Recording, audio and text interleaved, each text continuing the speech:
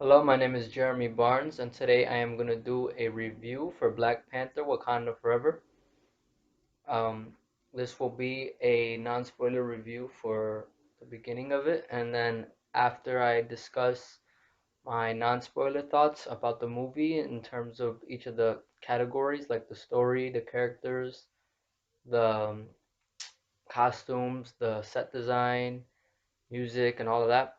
I'll go into more specifics with the spoilers and especially in the latter half of the movie, and kind of my predictions about the Marvel Cinematic Universe going forward after the events of this one.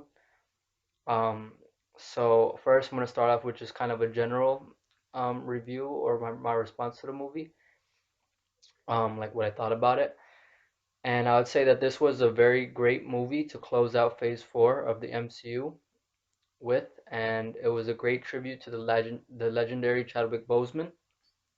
I think it was the best possible movie that it could have been under the impossible circumstances of losing the lead actor from that first film and having to navigate continuing like filming and moving forward with this movie, especially during the pandemic.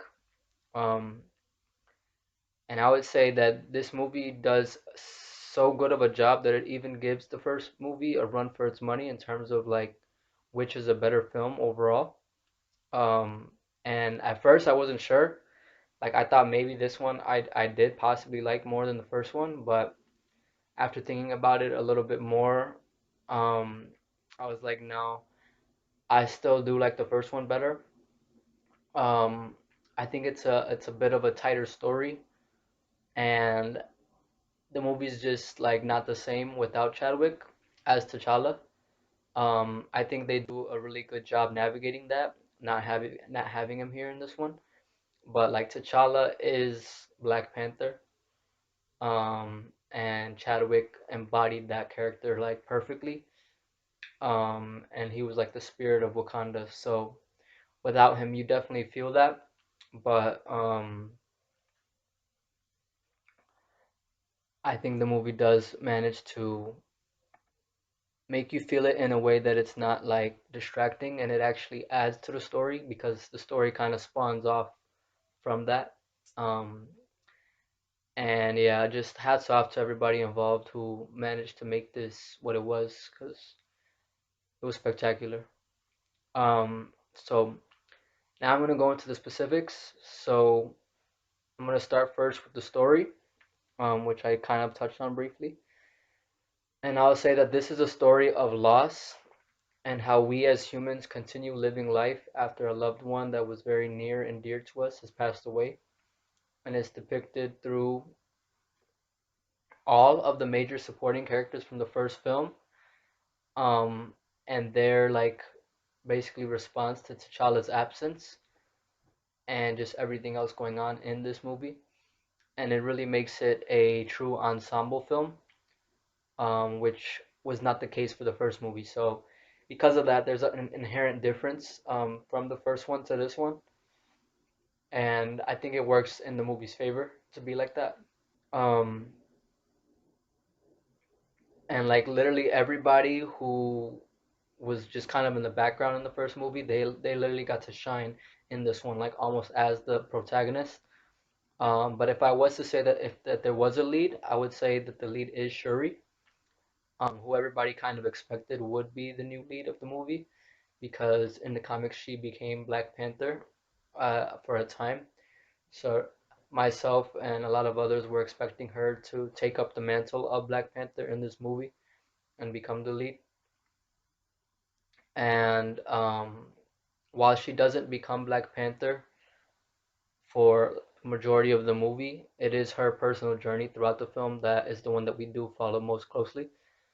And her emotional arc is like I think the best part of the movie, and she really goes through a lot. Um, so that's kind of the story, but there's also like a plot line of the movie that is a little bit kind of in the background or like under the surface. Pun not intended, but what it is basically is that the underwater kingdom of Talokan, which in the Marvel comics was actually Atlantis. But they wanted to root this movie in Mesoamerican culture, like real life cultures, similar to how Wakanda was based off of real African countries and different cultures within that. Um, Talokan is rooted in Mayan culture, and in the movie, that kingdom is threatened to be uncovered due to some people on the surface looking for vibranium outside of Wakanda because Wakanda will not trade vibranium with other countries. Um, and it causes them to kind of come close to Talokan. And because of that, an international conflict kind of begins in this movie, which pits Talokan against Wakanda. And amidst all of that, the US begins stirring up a little bit of trouble behind the scenes. And this is something that is only kind of started here, but it's going to become a bigger thing going forward, I think. Um, and that plot actually is a really good plot as well. But it's definitely in the background, and the story is really what the movie focuses on, which is good because I think that's what movies should do. They should focus on the story, and the plot is just a way to get the characters through the story. Um, and speaking of the characters, that's my next section. So I'm gonna first start off, of course, with Shuri herself, and like I said, she doesn't become the Black Panther right away, but later on in the movie, like by the end of it, she obviously does, which we see in the trailers that there is a Black Panther. And as soon as she was revealed in the trailers, everybody knew she was Shuri because she was like super skinny, and there's nobody who has that body type besides the teacher Wright in the cast. So it's pretty obvious. Um, but I'll speak more about the Black Panther later on when I talk about the costumes. But for now, I'm gonna just talk about Shuri herself, which as a character is kind of separate from the Black Panther mantle for the most part. And I'll say that she has a complete tonal shift from her characterization in the first film, due to the circumstances of like losing her brother T'Challa and just the weight of that and everything going on with Wakanda and the outside world kind of like imposing themselves on Wakanda or trying to. Um, and the shift, it actually works. Like if it's not like a whiplash where it's like just a complete 180 out of nowhere, because of the circumstances, it makes sense.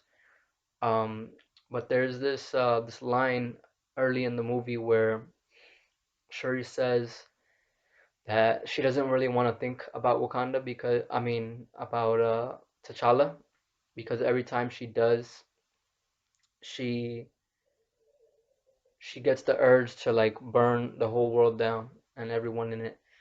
And that line didn't really hit for me because I didn't really come across like that until later on in the movie when like a big turning point happens. So I just didn't like I just didn't buy that side of her. She's a lot like quieter and reserved than she was in the first movie, and that stuff I did buy. But like the whole kind of like angry side, I didn't really buy until she's kind of given a specific reason to be angry in the movie. And I'll talk about that more later. But another thing that this movie deals with is loss of faith, which for Shuri wasn't really strong to begin with. And it's not something that I even thought about in the first movie or at all until this movie came out. But it was there kind of in the first one. It just wasn't evident to me until after I revisited that one after watching this, or just thinking about the first movie after watching this. And it's kind of ties in with Shuri's kind of like lack of respect or like um I don't know, just like getting caught up with the traditions of Wakanda. And in the first movie, when T'Challa and M'Baku are fighting for like the throne, um, at the end, like she's just like, "Come on, let's just wrap it up. I got stuff to do." So she doesn't respect the traditions and like um doesn't really believe in what like the elders believe in. The elders of Wakanda, who are kind of like the council that, along with the king. rule over Wakanda and each of their separate tribes. Um, and I just kind of thought about that in the first movie as her just being young, so that's why she doesn't really respect it as much. But here it's a bigger thing where it's kind of like this whole thing between science and faith, and I didn't think she lacked faith in the first movie. I just thought that she just didn't care that much about it. But here even if she did believe in it originally, she kind of loses that faith. But she might not have ever believed in it at all. Um, and it's because obviously what happened. Like a lot of times when you lose somebody that you love, you do lose faith. You're like you don't know if you should believe in God or trust God because why would He take away this person from your life? And that's how Shuri feels. Um, so that's kind of where a lot of the weight for her character comes from. Um, and she deals with that in different ways throughout the movie. But even despite all that, she does still have a softer side that she does show, especially through interactions with the other characters like Okoye when they go out on a mission, and it's kind of like Shuri's first time really being out in the field. Um, and then also the introduction of Riri Williams, who becomes kind of a surrogate sister to Shuri and like her protege.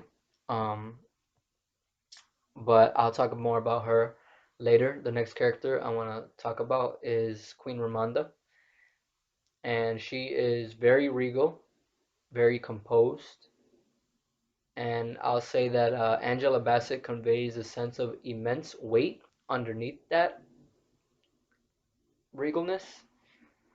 Um, but all of that weight comes out after um, a different turning point in the movie. There's like a couple of different turning points, and there's one earlier on from the one that Shuri experiences where like that weight just comes out and like it's a huge scene and you see it in the trailer when she's giving a speech and just kind of like pouring all of her feelings out, which she was I feel like was kind of bottling up because she had to stay strong for Wakanda being the queen after the death of her son T'Challa. And that scene was pretty powerful. And you see all of that in her face when she's acting Angela Bassett throughout the movie and until that scene happens. But she hides it very well, I think, Ramonda, and she is really trying her best to keep calm and do the right thing for her people.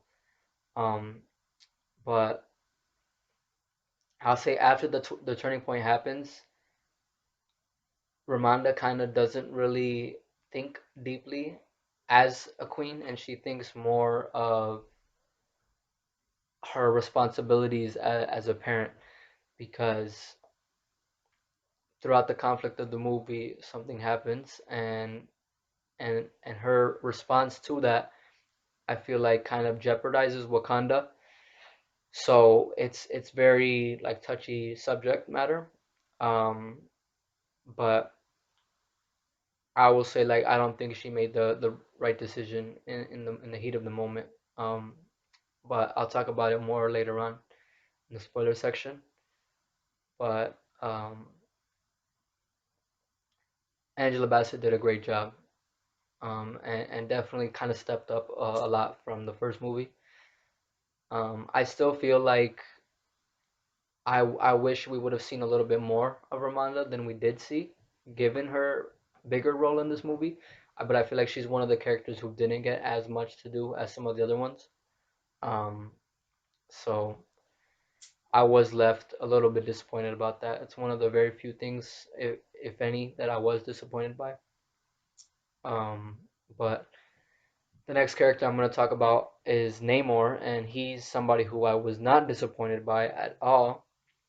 And he's also known as Kukulkan in the movie. That's what his people from Talokan call him. And in the Mayan culture, that's um, the serpent god of water, I think, or like feathered serpent god. I think that's what they call him. Um, in the depictions that I've seen of the actual serpent, he has kind of like feathered hair or like a feathered kind of like mane almost, but his body's like a serpent in the water. And Namor wears a crown that kind of depicts that aesthetic, where it is like a feathered feathered crown, but it's also made out of vibranium, and it has like the serpent's head, like on top of his head, and that's like his royal crown. Um, and that it's a really cool look. But I'll talk more about the costumes later. But anyway, Namor himself as a character was completely badass, and he was super intimidating. Um, and like anytime he was on screen, I was just completely blown away. And the interesting thing that I wasn't expecting about him was that he actually does have a soft side, which allows him to be funny also at times, but even more intimidating when he gets serious because you see both sides. So when he's like kind of light, you're like, oh, like this guy's pretty cool. Like I could hang out with him and actually enjoy myself in his company. But then if you get on his bad side, like you don't want to do that. He'll show you what's up if you're on his bad side. So it's crazy, and I think his like theme music really adds to that a lot, and I'll talk more about the music later as well. Um, but I briefly want to touch upon kind of like the backstory or the background of Namor. And there's a scene where he brings Shuri to Talokan, and he kind of gives her a tour, and he tells her his backstory pretty much just through exposition. And he mentions Shak, the god of rain, from Mayan culture, and it's a story that's similar to the story that Njobu told Killmonger in the first Black Panther movie about Wakanda, how the Panther goddess Bast showed Bashenga, the first Black Panther and King of Wakanda, the heart-shaped herb, and that was a way that they could basically avoid the chaos of the outside world and form Wakanda pretty much. And Bashenga took the heart-shaped herb to become the Black Panther because it gave him powers. But for Namor's people, Shak is basically the Mayan counterpart to Bast, and um, he showed a Mayan shaman who was living like on Earth, in like that actual Mesoamerican culture on land, where to find a similar like herb, which was a vibranium infused plant. It was more of like a I think like a leafy plant, which allowed their people to basically survive the disease that Spanish colonizers brought to their people when they started coming from Spain, and all of their people were getting sick and like kind of dying out from the disease. So that's kind of why the God of Rain showed him, and it was like I don't know if it was in a cave or if it was underwater where he got it from. I don't remember exactly, but there had to go through some sort of water to find the plant, and he brought it back, and and made a like a liquid form of it that they all drank because Shock um, promised them that it would be able to like heal them. But what it actually did is it basically just like they died. The disease took over and they did end up dying, but it allowed them to kind of be reborn and then adapt to live in the ocean and begin the kingdom of Talokan. and one of the people that was sick was a woman who was actually pregnant with Namor, and because of that, when she drank it, it like changed his genetic structure, and he was born with abilities that the rest of the Talokan did not have, and he became like the first and actually the only, I think, so far king of Talokan, because he's been alive since then. So he's like super old, and the only thing about that whole backstory that I kind of thought didn't work as well. I liked it for the most part, but when they die and then like come back, their skin immediately turns blue, and I don't think it should have turned blue right away. I feel like they should have just came back to life and then gone to the ocean, and whatever the process was that the god did, it allowed them to breathe underwater, but they could now no longer breathe on land.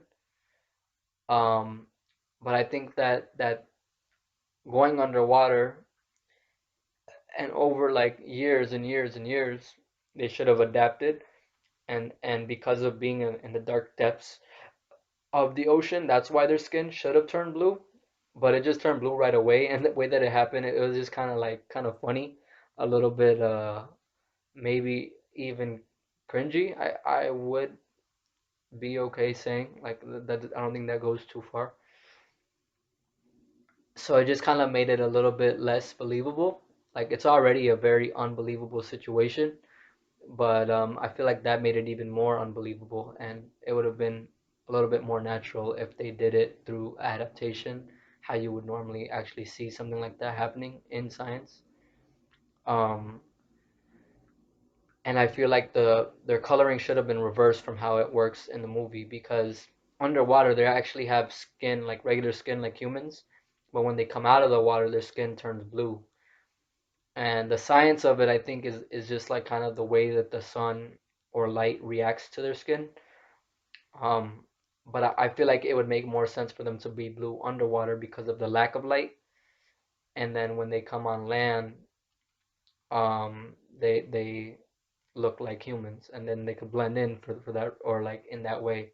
So it actually give them a bit of a benefit, and they wouldn't stand out as much. Um, but I think maybe the reason why they did it the other way is because Namor, his skin is never blue. So underwater, it makes the kingdom a little bit more unified because they all look the same. They all look like their king, Namor. But on land, there's a bit of a difference. And the reason why Namor has different properties from the other Taloconil is because he's a mutant, and the the plant that his mom ingested is what caused him to become a mutant, or what caused his DNA to mutate. Um, and that was pretty cool. But something about Namor that was kind of interesting is that he doesn't have any water-based powers like how Aquaman does. And Namor is like Marvel's version of Aquaman, or rather, Aquaman was like DC's version of Namor, because Namor actually came first in the comics. But Aquaman, he can control water, and he also can communicate like telepathically with fish, which we didn't get any of that sort of thing with Namor. I don't know if he has any of those abilities in the comics. I feel like he can manipulate water, but I'm not sure if he has the ability to telepathically communicate with sea creatures at all. Um, but I always kind of assumed he did, because I assumed they had pretty similar powers. But the interesting thing is in fact for Namor, he actually seems more dangerous in the air than he does at sea or on land, and it's because he has these little winged feet, which was also a result of his mutation. So he could actually fly as well, and that's what is the major like difference between him and Aquaman, I would say. Um, and he's a badass on air. Like he goes crazy. Um, and I'll talk more about that when I get into the action section. But he's a fucking threat. Like he's not playing around at all. And that's something that people would have probably expected to be kind of cheesy for him to have these wings on his feet and be able to fly. But I feel like they really made it work, where it actually like it kind of fits. Like it's not distracting at all, and it's also badass. Like the sound that they make when they're like moving really fast, it has like a buzzing sound, like kind of like a rattlesnake. So it kind of adds to that whole Kukulkan serpent like side of things. So that was kind of a cool way to connect those two things. And then as far as Namor's motivations and actions, I would say that he's very understandable and mostly justified in his actions. And because of this, I wouldn't really call him a villain. And a lot of the creators of the movie would also not call him a villain. He's just an antagonist because he kind of goes against the protagonist of the movie. But he's not a villain fighting a hero per se. But like I said before, I wouldn't want to get on his bad side, so you don't want to make him a villain if you don't have to. And he's just as good of a villain as Killmonger from the first movie, though I do still, I think, prefer Killmonger slightly over Namor. And it's probably just because Killmonger was a villain, whereas Namor is more of an anti-hero. Um, but now I'm going to talk about Okoye, and I would say that she had a great, surprising arc that really pushed her to her limits. And I would say she was probably my second favorite character in the movie, after Shuri, because since Shuri is the lead, I feel like she has the most to do and like the best arc from the beginning of the end to the end of the movie. So I think by the end of it, watching the movie twice, I would say Shuri is probably my favorite character. I wasn't really sure the first time, but I do think that's how it is. Shuri and then Okoye. Um, and then now I'm gonna talk about Riri Williams, Ironheart, who's another new character that's gonna kind of have a bigger role later on in the MCU. And she's never really called Ironheart in this movie, I don't think. But she does wear the armor that obviously matches that persona from the comics. And I would say like the way that she was introduced in this movie made sense on why she's here at all, because that was something that I was kind of worried about, and I think a lot of other people were like, "Huh, that's interesting. Why why is she in Wakanda Forever?" Um, but what I will say is that even though it fits and kind of makes sense for the story, and she actually has a pretty important role that kind of is the catalyst for a lot of things in the movie. My initial prediction was that she would be part of Shuri's like outreach program, her schools that T'Challa was like gonna open up at the end of the first movie, and that's how she would be connected with Wakanda, and like Shuri would see Riri's like genius and like kind of go to her directly and start to like train her. But that's not what they did, and because of that, I would say that her backstory was kind of not really fleshed out very well or very clear. And I feel like my idea would have been actually better and would have kind of tied her more directly with Wakanda than is actually happened in the movie. Um, and it also doesn't really make sense the way that they did it for her as a character or for this story itself. Um, and just like her being Ironheart, a derivative of Iron Man, that side didn't really fit in at all based off of what we saw here. So I hope they kind of flesh that out more in her own show that she's gonna get on Disney Plus. But there was a lot to be hoping for um, that we didn't really get in this movie. Um, but as for her character herself, I love Riri's personality. She's very like reactive to things in this movie because she didn't expect to be part of anything that ends up happening with her in this movie. So she's just kind of like reacting the whole time and like surprised and just kind of on her feet, on her toes. But the way that she does it is very um like she's smart the way that she goes about it, and she is good in that sort of environment, like being forced out of her like comfort zone. And she also has a very youthful quality, which kind of reminded me of Peter Parker in Civil War when he was first introduced. And there's kind of a lot of similarities between this movie and Civil War. But yeah, her role as like the youthful person being kind of recruited by Shuri, who in this movie is like Tony Stark from Civil War, recruiting Spider-Man. Even though that is the case here, I feel like at the same time she's a little bit more reserved than Peter Parker was. Um, and because of that, they are different. Um, but this movie, because it is a lot heavier than the first one, I would say that Riri also kind of serves as the comedic relief of the movie, and she is pretty funny. Um, and like I said, with the kind of whole Ironheart angle, um, I didn't really like that side of it, so I kind of like Riri better when she's not wearing the costume or the armor. Um, but I'll talk more about the armor later on when I talk about the costumes. But now I'm going to talk about Umbaku, who, like Riri, is also very funny in this movie and still funny because he was probably one of the funniest characters in the first one as well. And there's this specific line that was improvised by Winston Duke that made everyone in the whole theater like literally laugh out loud. And I've seen the movie twice now, and both times it got everybody to chuckle, and it is pretty funny. And seems very on brand for Umbaku. So I think it definitely worked. And in the moment, it's directed at a character who was kind of getting joked at a lot in this movie. So I kind of felt bad for her, especially because the second time it actually came from Riri. Funny enough, I don't think it was called for at all. Like it was completely uncalled for.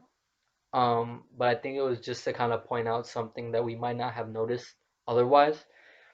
But But anyway, yeah, M'Baku was great as always. Um, Even though he was funny, I would say he was also a little more serious this time, especially after um, the climax of this movie. And he was kind of the surrogate brother to Shuri after she obviously lost T'Challa. And T'Challa actually like told M'Baku to kind of step into that role naturally, because after their few events, like major events of that Wakanda has gone through, like Killmonger's usurpation of the throne and Thanos' attack on Earth. They've become close like brothers. So I feel like that aspect was really like perfect for M'Baku, and it shows that he's kind of grown a lot since we first met him, and because of that, he's also very wise, and adaptable to new information that the Wakandans find out throughout the movie with all of the plot stuff that's going on. And it makes sense that he would have those qualities because he is the ruler of the Jabari tribe. Um, but I feel like he's grown even within that role. Now I'm going to talk about Nakia. And I was kind of surprised by her role in this movie because she doesn't really become part of the action until like maybe halfway through the movie, and the movie is pretty long, so that's a long time that she is not in it. The movie is like 2 hours 41 minutes, I think. Um, but the movie explains why she hasn't been there, like why she wasn't there first of all in the beginning of this movie, and also why she hasn't been part of the MCU since the first film. Like she didn't show up at all for the battle in Infinity War or even in Endgame, and it's explained why, which I really appreciated. Um, and the way that she is introduced is very fitting, I think. And her role, even though it comes on late in the movie, I think is very important. And she's given enough to do for my taste. So I was like pleased with her role in the movie.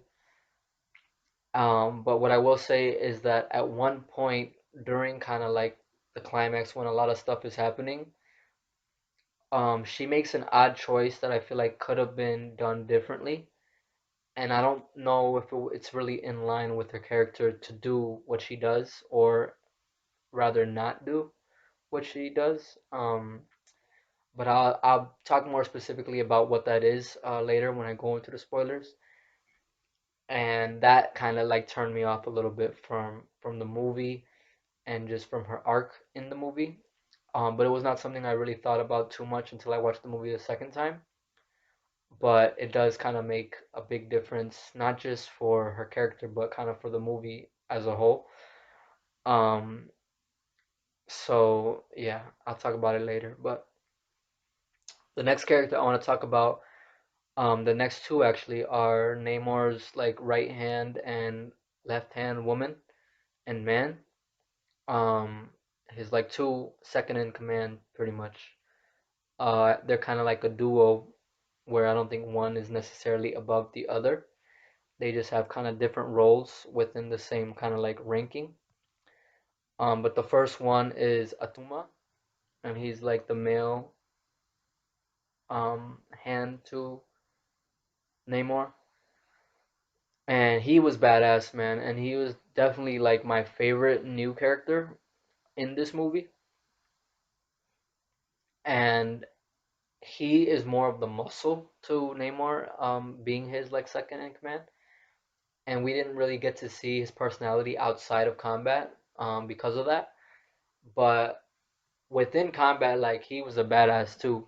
Like I wouldn't want to mess with him, and he was very intimidating and super scary.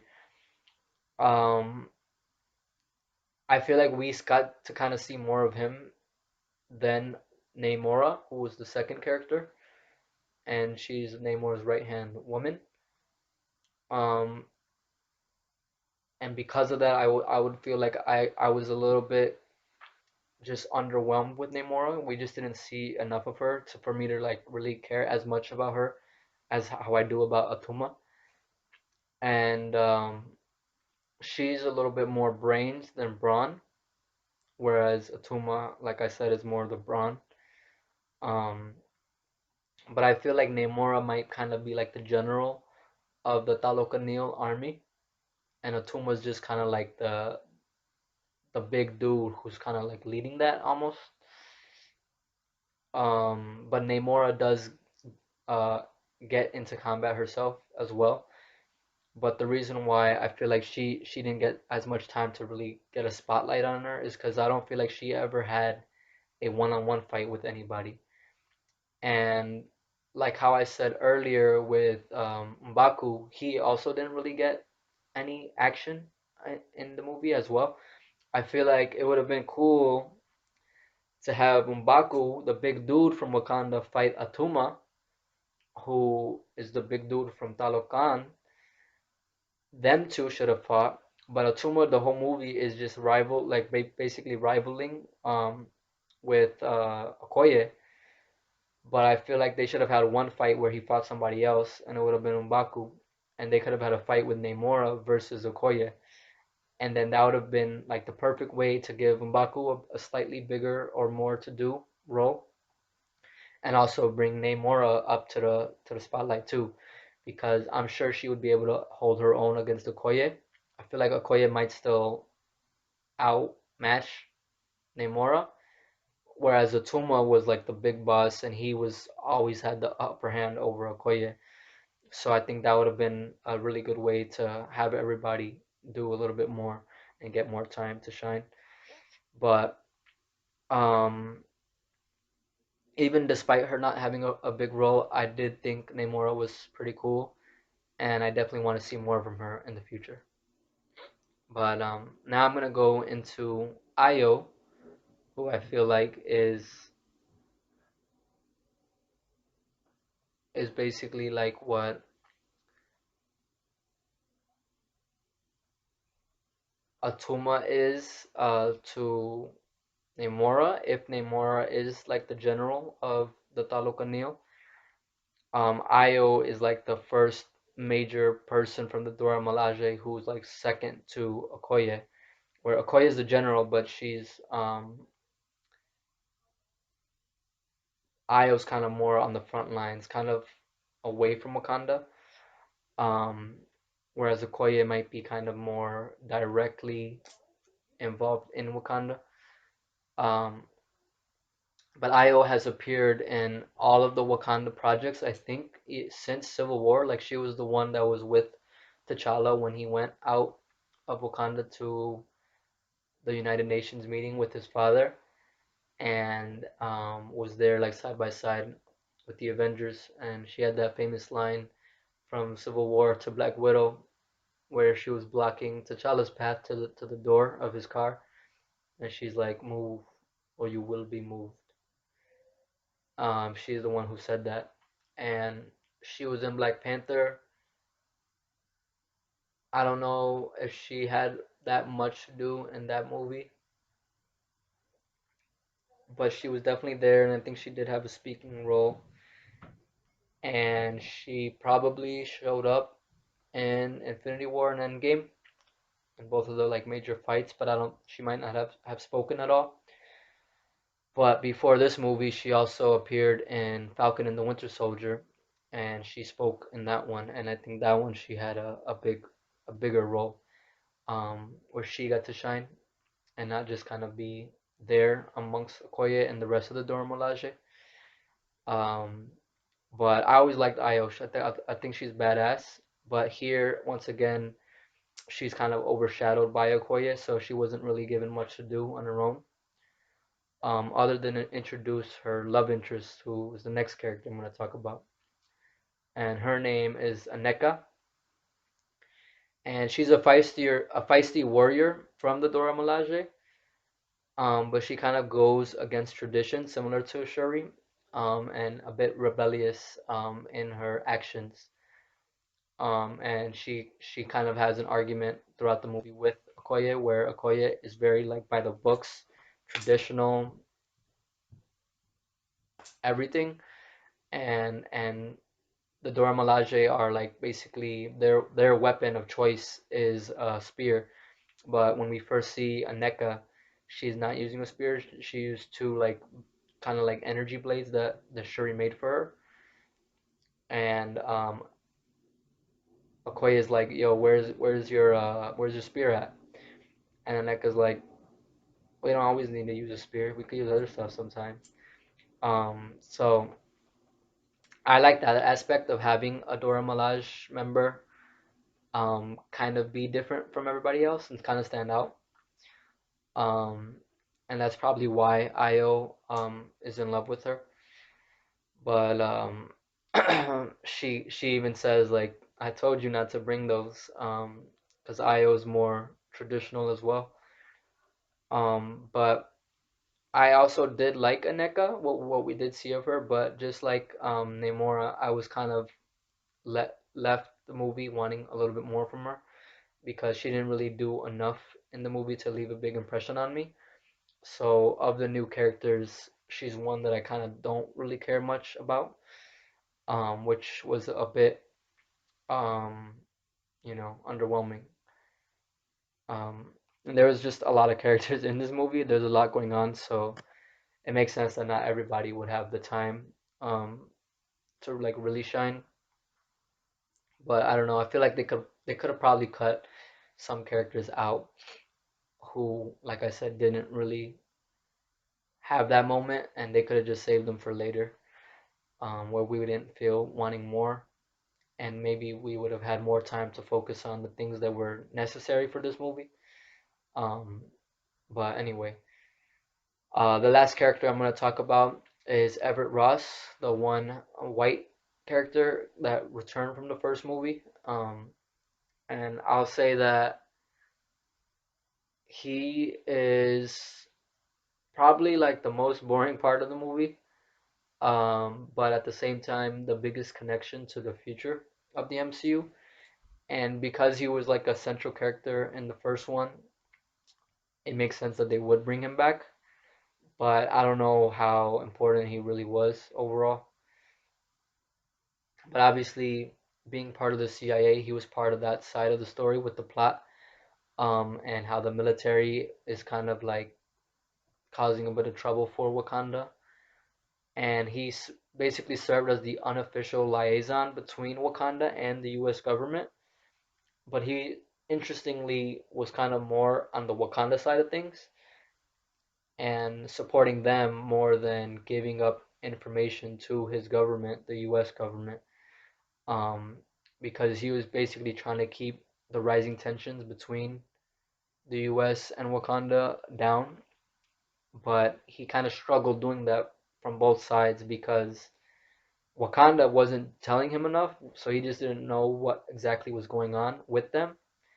And the US thought Wakanda was responsible for things that they were not responsible for, and that's kind of why the US was kind of hot on Wakanda's trail. So he was just kind of caught in the middle.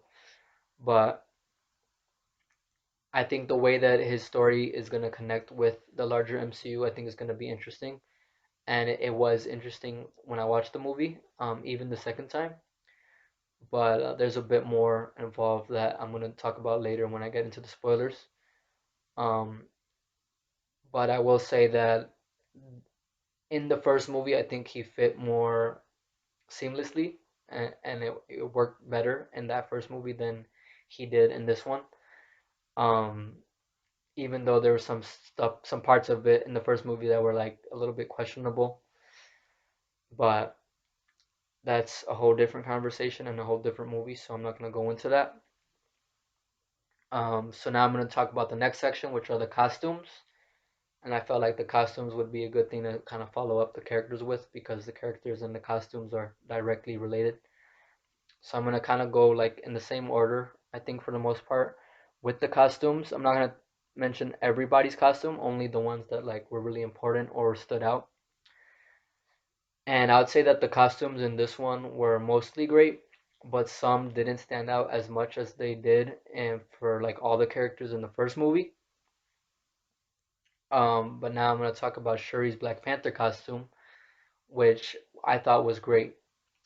And it was the perfect fusion, just from a design standpoint, of T'Challa's costume and Killmonger's costume from the first movie, which I'm mentioning both because Shuri designed both of those, and they were both given as options to T'Challa when he was choosing like his next suit that he was gonna like kind of upgrade to after the one that he wore in Civil War.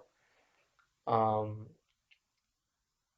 and this one kind of combines both aspects into one seamless one that also had a bit of a Shuri touch, like how when Shuri goes out into battle, she wears the makeup on her forehead in the first movie, and she had those like Panther gauntlets that like shot the sonic waves that was able to weaken vibranium or kind of like disable it.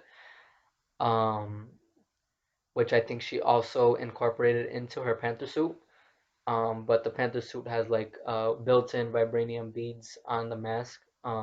So I think that it was really cool and kind of like an amalgamation of all of the Panther suits, and it might be one of the best ones. I think I still personally like T'Challa's suit designed by Shuri more than Shuri's own suit, but it might just be because Shuri's suit just kind of looks a little bit funny to me on Letitia Wright's body because her like tiny frame. Um, Whereas like T'Challa, like he wears it really well because he's like built and it's like a skin tight thing. So he's like more, he has a little bit more of a presence with it. Whereas Shuri, like if you came up against her, you wouldn't really be scared of her, I don't think, unless you knew that she had the powers that she does and you don't have powers, because then she obviously is threatening. But the cool thing about Shuri as Black Panther is that because she's more nimble and small, she's actually more cat-like than T'Challa is. So it actually kind of works in that sense. Um, but Namor's costume also was very good, and I would say all of the Talokan. costumes were spot on. But I specifically want to spotlight Namor's like king attire, and I already mentioned his helmet, like the crown that he wears. And with that, I think he has like a whole outfit that goes with it. And then he has a more like kind of laid back outfit when he is introducing Shuri to Talokan, like I mentioned before, where it's kind of like more loose garments that he wears outside of water. But then when he's like on the battlefield, he has complete vibranium armor, and it's very minimal so that he could still swim. He's not like weighed down. Um, but it matches the mind culture like pretty spot on, and at the same time matching the comic book look, which made it like perfect for me. Um, so I really like Namor's look in this movie. And that's another character who like could have, or actually mentioned before earlier, like with the wings, the winged ankles. It could be a silly costume, but they make it work perfectly. Where I don't question it or like laugh at it at all in the movie. He wears it proudly, and it's just badass. Like he's comfortable in the skin that he walks in and the armor that he walks in. And because of that, you just gotta respect him. So that was badass. And then now I will talk about Ironheart. She actually has two different suits in this movie. Her Mark One is the one that she kind of built on her own with very minimal resources, and I think it's a pretty decent armor, very bare bones, and very kind of like big and bulky. But I definitely prefer that one actually over her Wakandan upgrade that she gets, which kind of matches her like main comic book look. And that Mark II, although it's a cool design, like I think I like the design of it, how it looks with the red and black. It's like more red and black instead of red and gold. Um,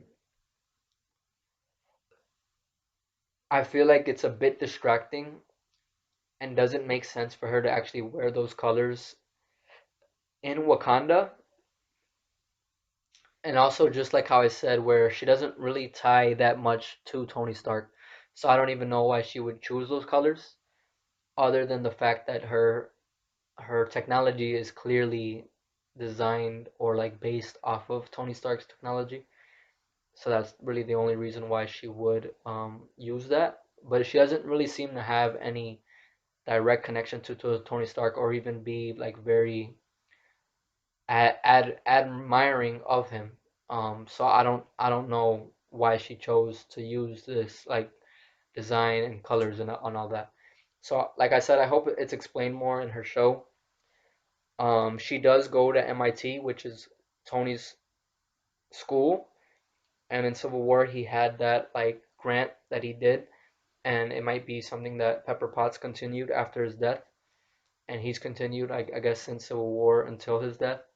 Um, so maybe that's part of it. Like that's how she kind of got to the school, and that's how she was able to like build the projects that she did with the grant money that she is getting from the Stark Foundation. But none of that is actually explained in the movie, so that's why it's kind of like missing something, I think, for Ironheart as a character and for her design in terms of her armor. But I hope they do explain that, and if she ever gets back to the Ironheart armor, um, I feel like they should make some upgrades or some changes, maybe sleek it down a little bit more. But one thing that I specifically want to mention is that her being called Ironheart, even though like I said, she's not ever, I don't think, mentioned as that or referred to as that in the movie. It is evident in her costume, like her big like jetpack things on the back that she like flies with. It actually forms a heart shape with her like chest plate, and the arc reactor like covering is also in the shape of a heart. So I thought that was really cool and really unique, and I don't think her costume ever looked like that in the comics. So actually they kind of improved upon the comics a little bit with that design choice. So that is something that was really cool in this one. Um, But Nakia also gets a cool costume in this movie. In the first one, she just kind of wore Wakandan like regular clothes, and then she wore Dora Milaje's costume at the end battle.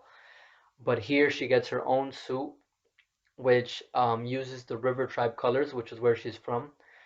So I thought that was a really cool way to do that, and it looks like a battle suit, but also very comfortable. So I really liked her costume in this one, and that's one of the very few costumes that I think I do prefer in this movie over the first one. So I really like that.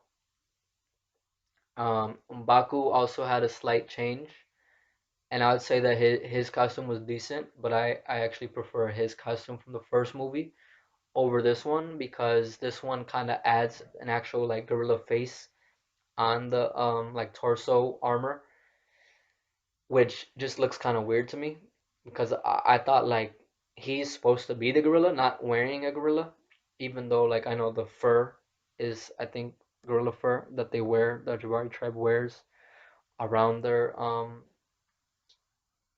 shoulders. But I don't know, it just looks kind of funny to me. Whereas the first one I think was more natural, so I think it worked better. But it's not a huge downgrade, so I still don't mind it.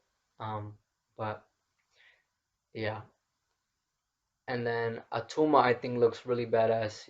His costume is great, and it also makes him even more intimidating that he already is. I think he wears a hammerhead shark skull as like a kind of like helmet, and all of the Talokan wear like fish bones as like armor pieces, and I think that's a really cool design choice because I think you see a lot of that sort of thing in like tribal attire in a lot of different cultures that have tribes. So it adds to their like indigenous look, which they are based on indigenous people, and I think the actors themselves are indigenous people from Mexico, or at least kind of close to that. And I don't know, like maybe not everybody is, but it's a really cool look. And Namora is similar. She also has a great look, and she has a regal quality that Otuma doesn't have. With this headdress that she wears, and it also has feathers like how Namor has, which is maybe why she's kind of named after him, Namora. And I feel like how I said before, how she might be like the general of Talokan. She might also be kind of like maybe like a queen of some sort, not in a marriage with Namor, because from my understanding in the comics, they're cousins and they're probably the same in the MCU. They never, I don't think, ever really say it, but I didn't get the sense that they were like romantically involved. But she could be kind of like if Namor were to ever leave Talokan or like die, I feel like she would be like next in line to rule. So that's why her having that headdress kind of makes sense, and it looks really cool, I think. Um, and the Talokan also wear this like kind of mask for when they are not in water. Um, and it has like water in it, but I think it like kind of flows somehow. I don't know how the technology works, but it looks cool, and it makes them look um like at the same time tribal and like kind of classic or like old school, but also like technological with that mask and the functionality of it. Um, and then the last costume that I want to mention is not for like one specific character, but it's for like a subset of like soldier that Shuri was designing armor for, and she calls it the Midnight Angel armor. And that's one that I'm like really not a fan of in the movie. And specifically about it, that I don't, one thing I don't like is the eyes or like the eye holes where like they see through, because it just looks weird to me.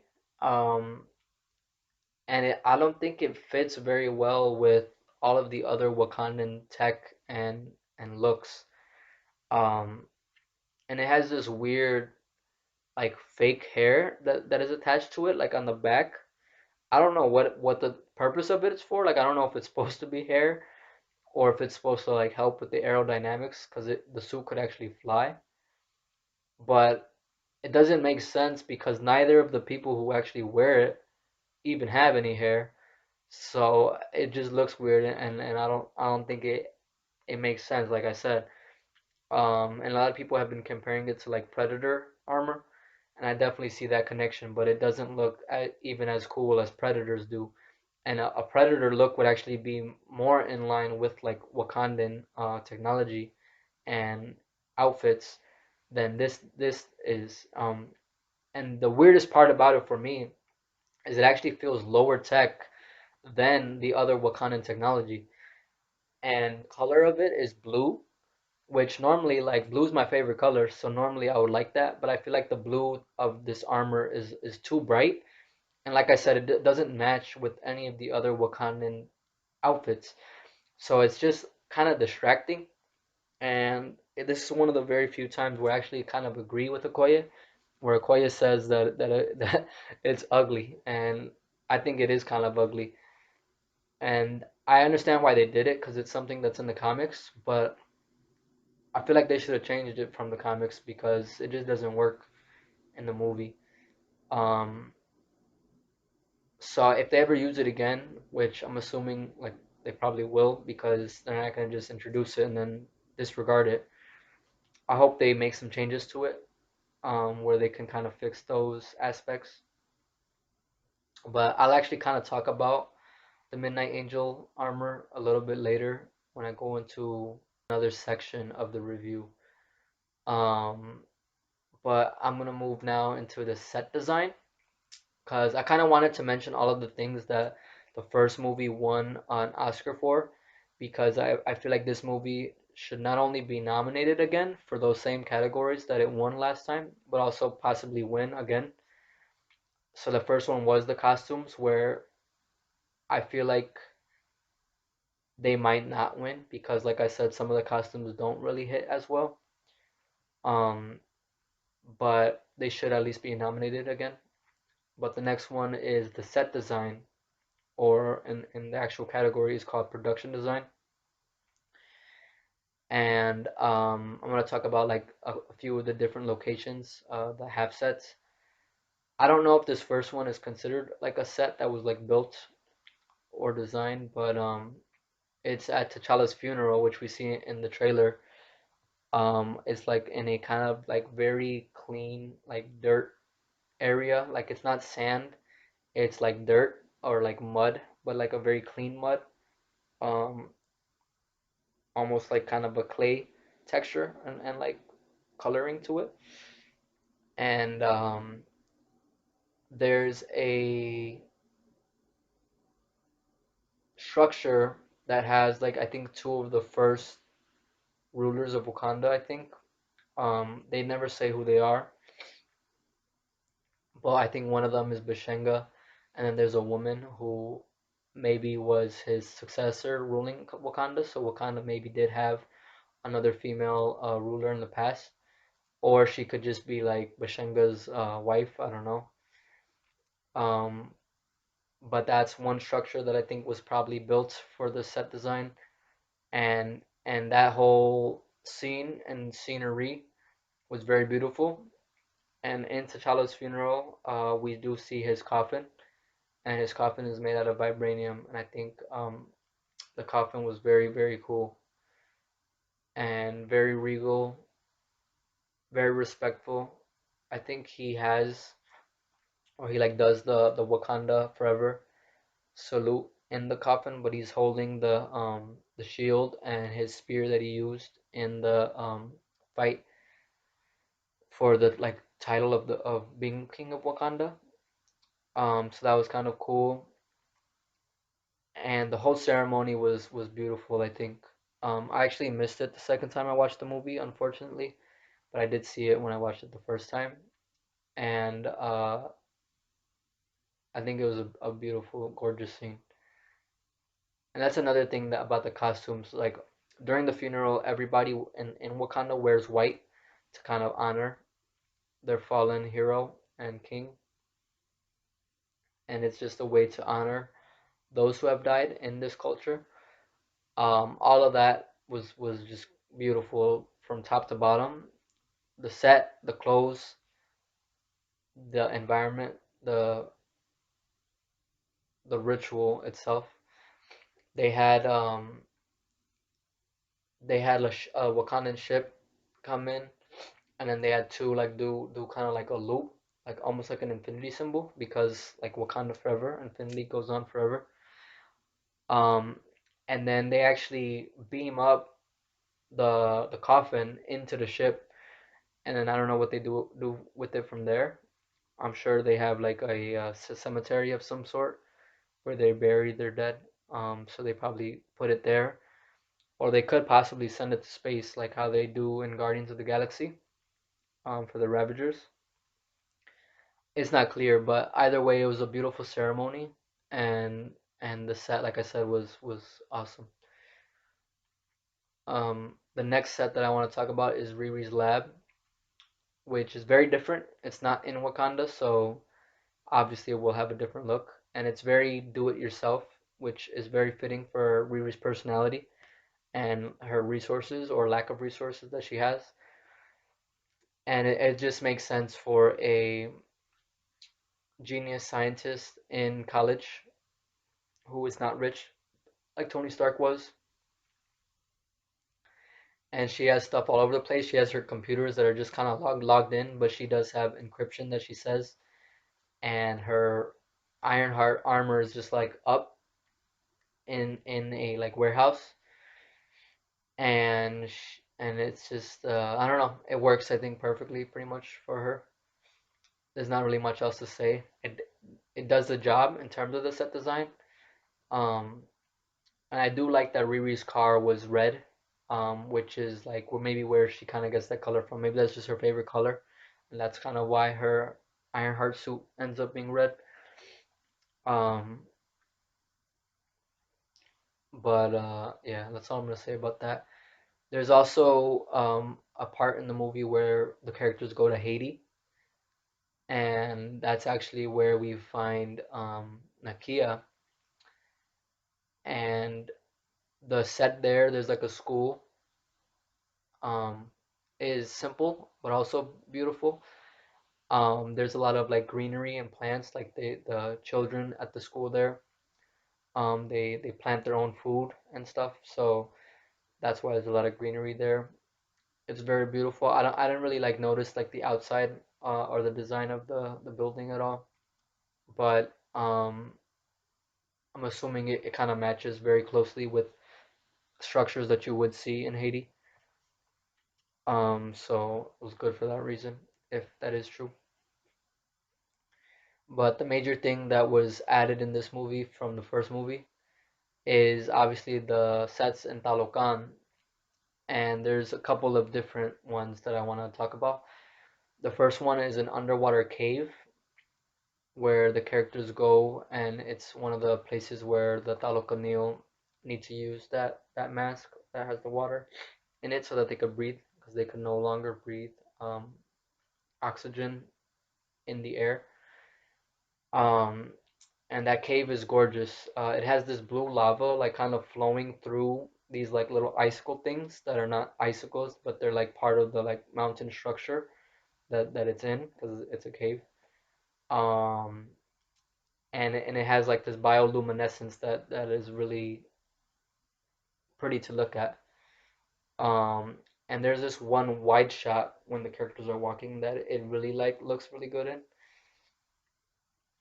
So I like that a lot.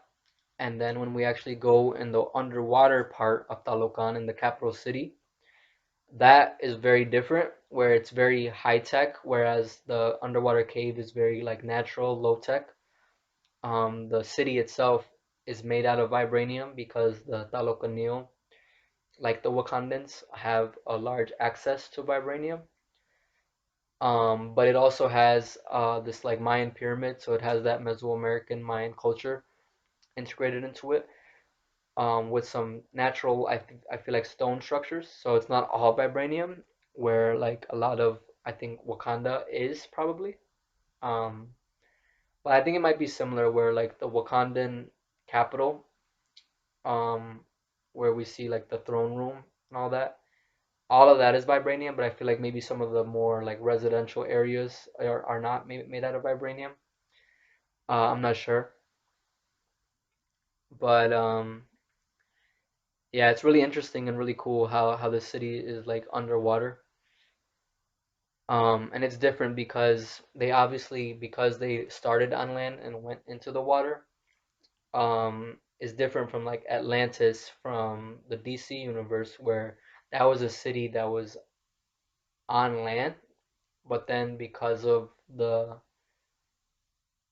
like the way that they were doing things in terms of running the kingdom, faltered a bit. It kind of sunk into the ocean, and then they adapted from there. Um, this one was always underwater, which is interesting because the Talokan actually don't have like water or like fish-based powers. It doesn't seem like they just swim like normal people. They don't swim super fast or anything. They actually ride whales so that they could get around faster, and that was actually pretty cool. And other probably other sea creatures. Um, but then there was this other thing that was interesting, and I don't know exactly how it works, but Namor mentions that he kind of brought the sun to his people in Talokan, and it's this like energy source that I think powers the city, and it's like right in the middle of that like Mayan pyramid under the water, and it like rises up and like kind of goes down into the pyramid. But I'm assuming it's related to vibranium. I don't know how it works or like what it actually is, but it looks cool. It looks pretty. Um, but since I am, or I did mention Aquaman and Atlantis, what I will say about Namor and Talokan is that I think I prefer Namor as a character over Aquaman from the movies, but I think Atlantis is a more fleshed out and beautiful city than Talokan is. And obviously Aquaman had a whole movie to do that, and this is only like kind of touching the surface of Talokan. It still did a good job, like kind of captivating me when we entered it, and it's like really cool. Like I said, high tech. And another cool thing about it is that they actually use like underwater currents, like kind of like how we saw somebody mentioned in the video in Finding Nemo, the turtles. They kind of go in so that they can kind of move faster through the water. Namor uses that to get into Talokan, like the main capital city, and also just to get around, I think in general, which that was really cool. Um, I think very like real to the real world. Like there are things like that in the ocean. So that was pretty dope. Um, but the last thing I want to talk about in terms of the set design is not really a set, but just like the way it was filmed, like the cinematography of it, um, was very beautiful, and it's the beaches. Beaches were used quite a few times throughout this movie, and I think they were used very well as a bridge between the two worlds that we see in this movie, the surface and Talokan. Not specifically Wakanda and Talokan, because Wakanda is not directly like near or close to Talokan, but the way that they communicate is on beaches. We do see Namor come into Wakanda somehow, obviously from Talokan. He eventually made it there. Um, through the river, I believe. So we see that's the first time we see like the beach, and that one is at night, so it doesn't really like shine or anything like that. But then the other times it's during the day, and it's like it's just gorgeous to look at. We see, I think we see Nakia first. She ends up looking for Namor for the Queen at one point because she wants to communicate with him, but she doesn't know how at first. So we actually see that part in the trailer, and I think there's like actually the Mayan pyramid in the background on that beach, and it's the same one that has existed since Namor was like born with his mother. Um, so that was like kind of cool and gorgeous. And then we see one later on where the queen actually goes to communicate with Namor, and at that point, she has this shell that Namor tells her to blow into if she does want to communicate with him or contact him. And that scene was gorgeous to look at. The water is like super fucking clean and like blue, like bright blue, and then the sand is like white sand, clean as well. And then the sun, the lighting is like perfect, and the queen's robes are very regal and cool. I love the queen's like little headdress thing. I think that thing is really cool, and she that's like her crown. Um, and she wears it with all of her outfits, and there's like different ones that match her outfits, and they're always badass, like really cool. Um, but the beaches are used, like I said, in that very beautiful way, but it could also be seen as very brutal. And there's like a desert sand version of it that we see in one of the action sequences, and that's what the next section I'm going to talk about, the action. And for me personally, I love the action in this movie. It was badass. I'm gonna talk about each of the different like scenes, and there's actually quite a bit. This is a long movie, so it would make sense that there are a lot of action scenes. But the interesting thing about it is that I feel like even though I enjoyed it a lot, I feel like none of them stand out as much as they did in the first movie. And I would say that they were not really as much of the point as we see in most superhero movies or comic book movies. Um, but they still do some cool things. They just aren't really in the forefront. Um, but the first one is the Dora Milaje stopping these French mercenaries, and we see this part in the trailer too. Um, and when the Dora Milaje come out, man, they're badass, and just the way that it was shot was so fucking cool, and they had like this slow motion effect that like really adds to it.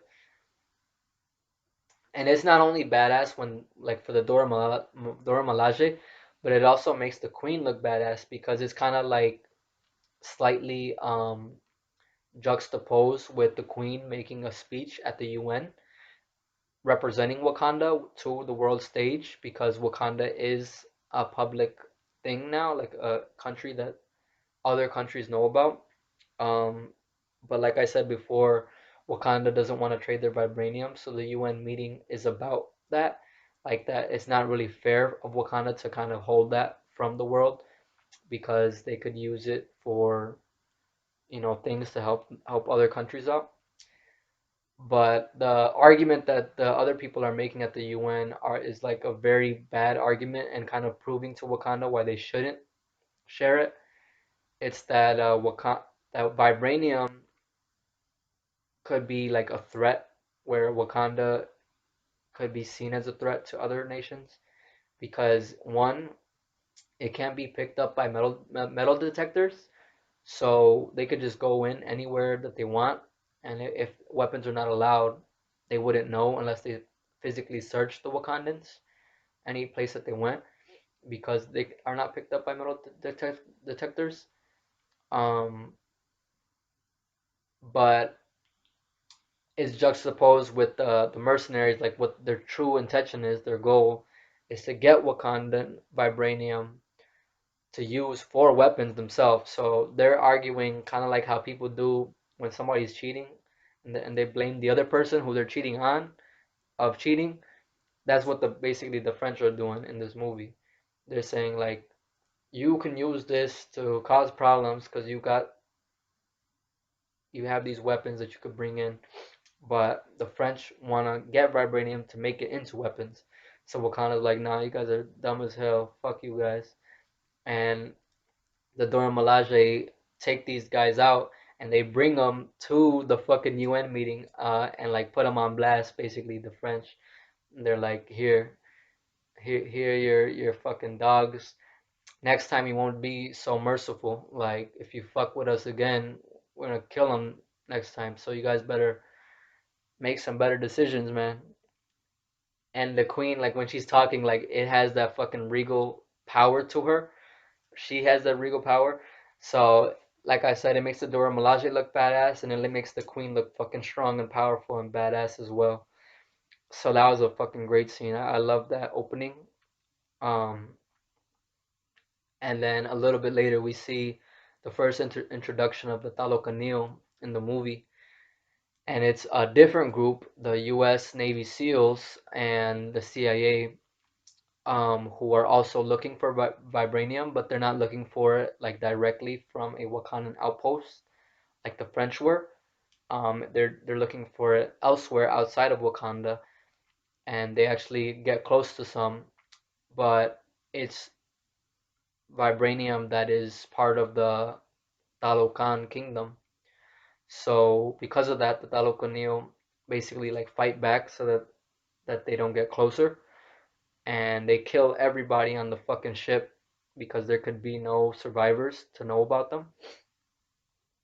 And that scene was fucking scary because the Talokanio come out like sirens in the ocean, in the sea, like mermaids, where they have like a siren song that like hypnotizes the people that hear it, and they just like walk off the ship into a fucking watery death, and it's like a really soothing like lullaby sort of sound, but it just easily kills them like indirectly, which is crazy. But then when they actually start storming the ship, like they're so fucking quick and like so quiet that they just like assassinate everybody on the ship, and they're like crazy, and the amount of them that there are is also crazy. And the CIA are trying to like escape. They're like, oh shit, what the fuck is going on? And at first they think it's like the Wakandans, because they're the only ones that they know like has vibranium. But once they see their skin is blue, that's another reason I think why they made the skin blue on land to differentiate them from other people. They're like, oh, these are not Wakandans. I don't know who the fuck this is. And and the CIA agents are just boom, boom, boom, firing off shots and like taking them down. But then there's just too much that they like get on the ship, and it seems like the CIA agents are gonna get away on a helicopter, but then when the other Talokanil aren't can't do anything else really, is when we get the introduction to Namor, and he fucking just grabs the tail end of the helicopter, he spins it around like really fucking quick, and then just tosses it, throws it straight into the fucking ocean, and I'm sure hitting the sea probably caused damage by itself, and then the CIA agents probably drowned out there because there's nobody else on the ship, so they can't really do anything anyway.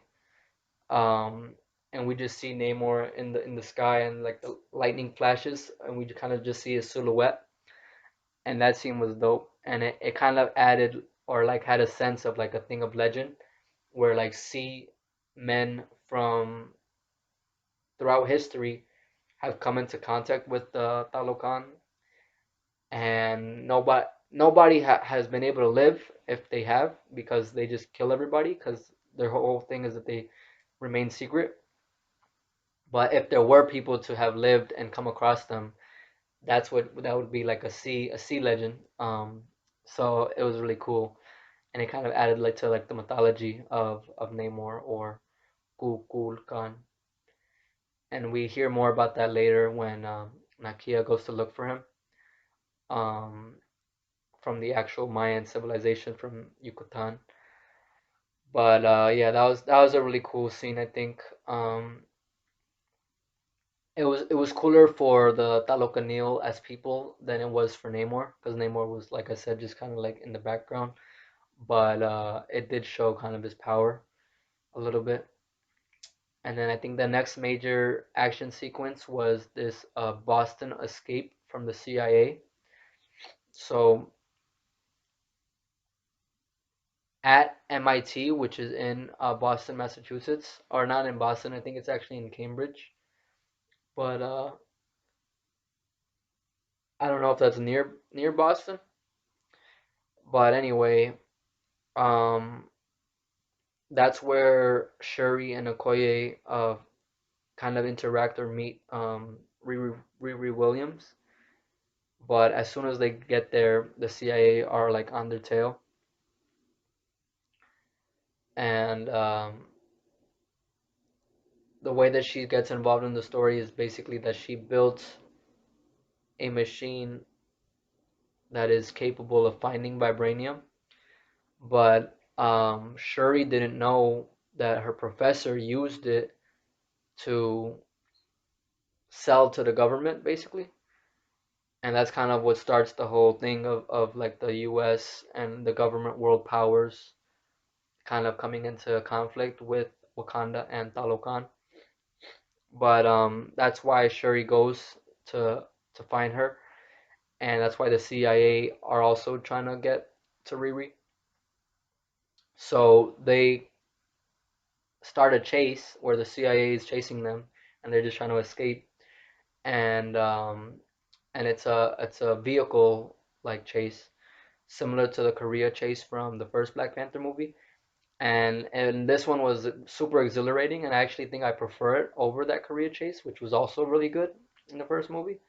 But I think the cool thing about it is that all the characters are moving in different ways.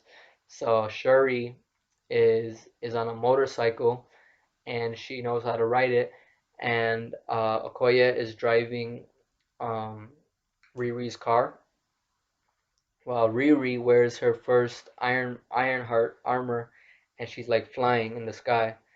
So all of that together was just like a really cool way to do it. Whereas the first movie was literally just a car chase, and then T'Challa would just kind of like be on the car and like doing flips and stuff and running on the building, which that was cool too.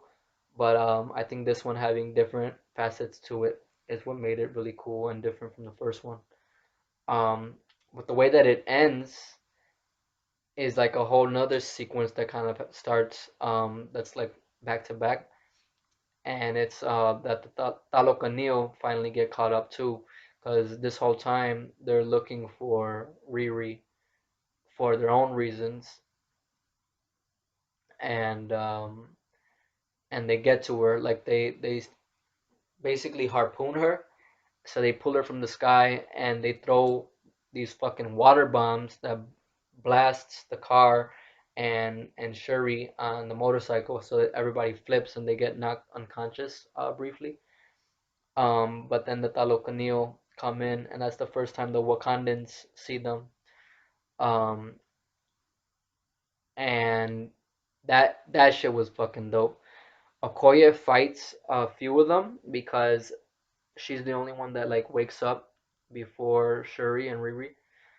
So she's basically just protecting both of them, and she holds her own against them, the Talokanil, and she actually takes them out.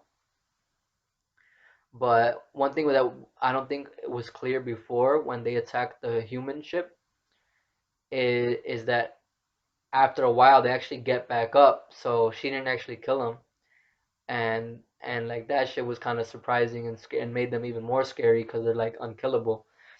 But they leave Okoye because Atuma comes out, and he always comes out like a badass man. He knows how to make a good entrance. He always jumps off of a whale, so he jumped in and like kind of hit his like axe thing on the ground, making that noise. And he basically challenges Okoye, and he tells the others to go get Namora, who was taking out cops that catch up to them. Um, so Okoye has a one-on-one versus Atuma, And Atuma is like he goes crazy. His fucking sheer power is more than Okoye can handle, and it was so like tense that I actually was scared for Okoye's life in that moment. So that shit was crazy, and that's kind of one of the reasons why I like Atuma so much. Because his presence is like felt like you just fucking feel this massive dude and how serious he could be. But Okoye was also very impressive because even though she doesn't have any powers, where I think he kind of is a little bit enhanced, she was still able to hold her own against him. But they end up ending the fight with more water bombs, so she gets blasted off back into the water, in like the Boston River, and then the Talokan just abduct um the other two. So I know I kind of said some minor spoilers there, but that is what happens, and I don't think it's that big of a spoiler at this point. If you made it this far, I'm gonna be getting close to the spoilers anyway. So this is kind of the big turning point, the first one in the movie that I mentioned about before earlier. Um, and the second one is the next action sequence, which is when Talokan attacks Wakanda. And the reason for it is more spoilerish, so I'm not gonna mention it now. But we do see it happen in the trailer, and that shit was fucking crazy. It was super dope, and this is really when we get to see Namor shine, and he was super impressive. And this is when we see him use his flight ability, and he could like fucking ride the wind, like it's crazy. He's super quick, like a fucking hummingbird. It's crazy how they had so many fucking water bombs, and they bomb like the civilians. Um, and like the water's just rushing through. You see the little boy, he loses his mom. Um, but luckily Okoye and Nakia were there, so they're able to get that little kid to safety. And that's when we first see Mbaku actually face off against the Talokan.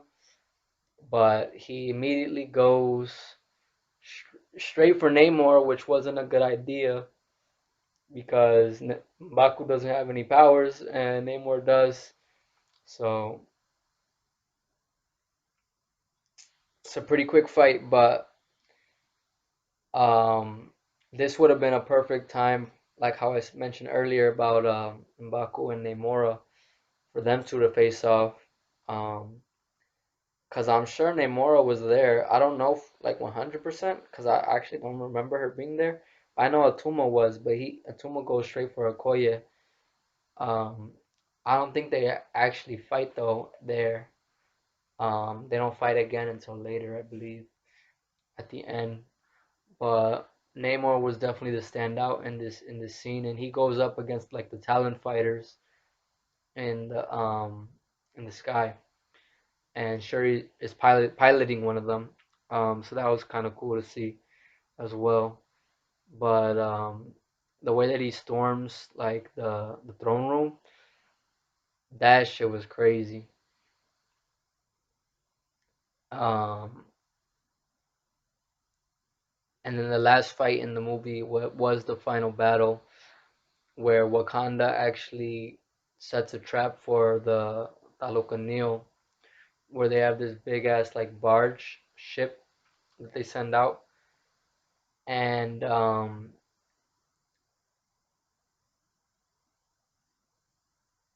I feel like this fight was shot very epically, but it just was not enough, and I didn't really mind it the first time, like I didn't really think too much about it, but the second time I feel like this fight was kind of lame and like one of the weaker act threes of any of the Marvel movies, probably.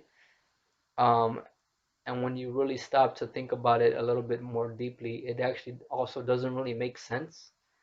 Um, like I don't know what the plan was. I feel like the main goal of the whole mission was just to trap Namor, but I feel like they could have done it in a way where they wouldn't have needed to sacrifice or cost Wakandan lives, which I didn't notice at the first time either, but the second time, like there was a lot of fucking Wakandans that died in this battle, and I don't know if there was any fucking Talokan that were actually killed, because they are hard to kill or impossible to kill, that like Akoya saw earlier.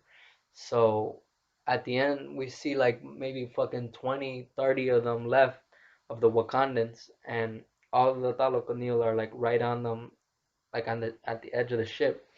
Um, so the thing that I mentioned earlier about it was that I feel like Shuri should have used the Midnight Angel armor, not just for Okoye and Aneka to wear, but they should have just been like fucking robotic.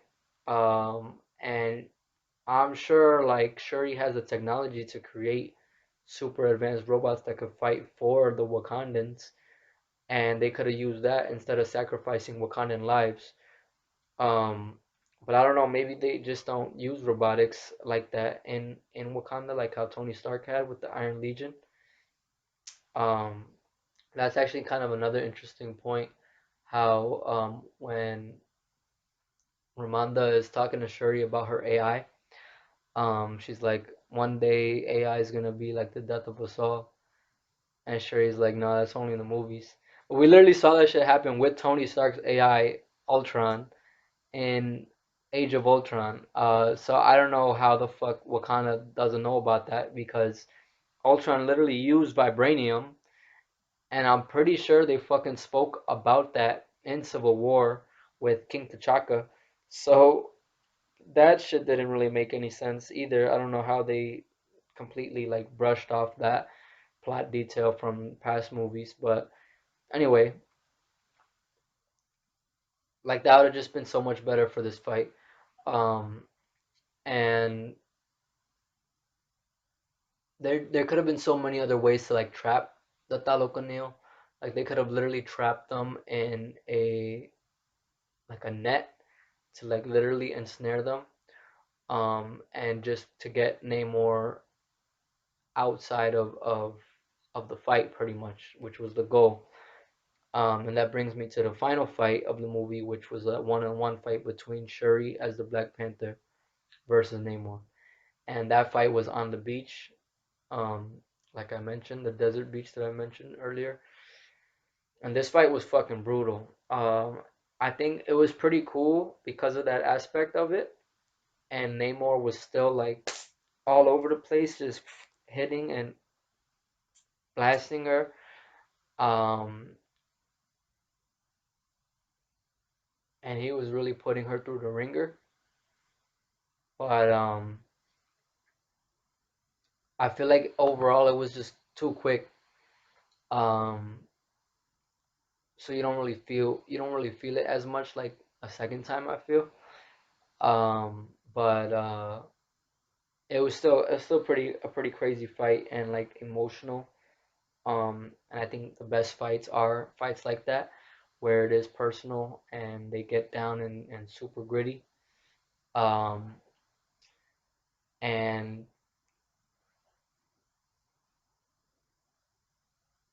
yeah, I mean, I won't say anything more specific until I talk about the spoilers, but that's all I'm gonna say for the action. I'd have to say my favorite action scene was probably the fight with the Koya on the bridge in Boston. And then my favorite like big like kind of set piece was the attack on Wakanda from Talokan. Um, so the next section um, is the music, and I'm gonna separate that into two categories: the score and the soundtrack. And I'd say that the score was amazing, and this was another section that the first movie won an award for. And I feel like in this movie it adds to the intensity of the high octane scenes, and like specifically with Namor or Atuma, you like feel it more because of the music. So that shit was really cool. And then as far as the soundtrack, um, I would say the soundtrack was still great, but it doesn't stand out as much as Kendrick's for the first film. But I think my favorite part about it was probably this one song. I don't really know how to pronounce it because it's a rap song in Yucatec Mayan, that language, and that's just a badass fucking thing to put on the album. And we hear it, I think, during the credits of the movie. It's not in the movie itself. There are also a lot of like other rap songs from like Mexican artists, but that one was definitely a standout. And I think overall, in general, I one of my favorite things about the movie was the Latin side of it, Mesoamerican culture, and that shines through the music and the soundtrack as well. So that was dope.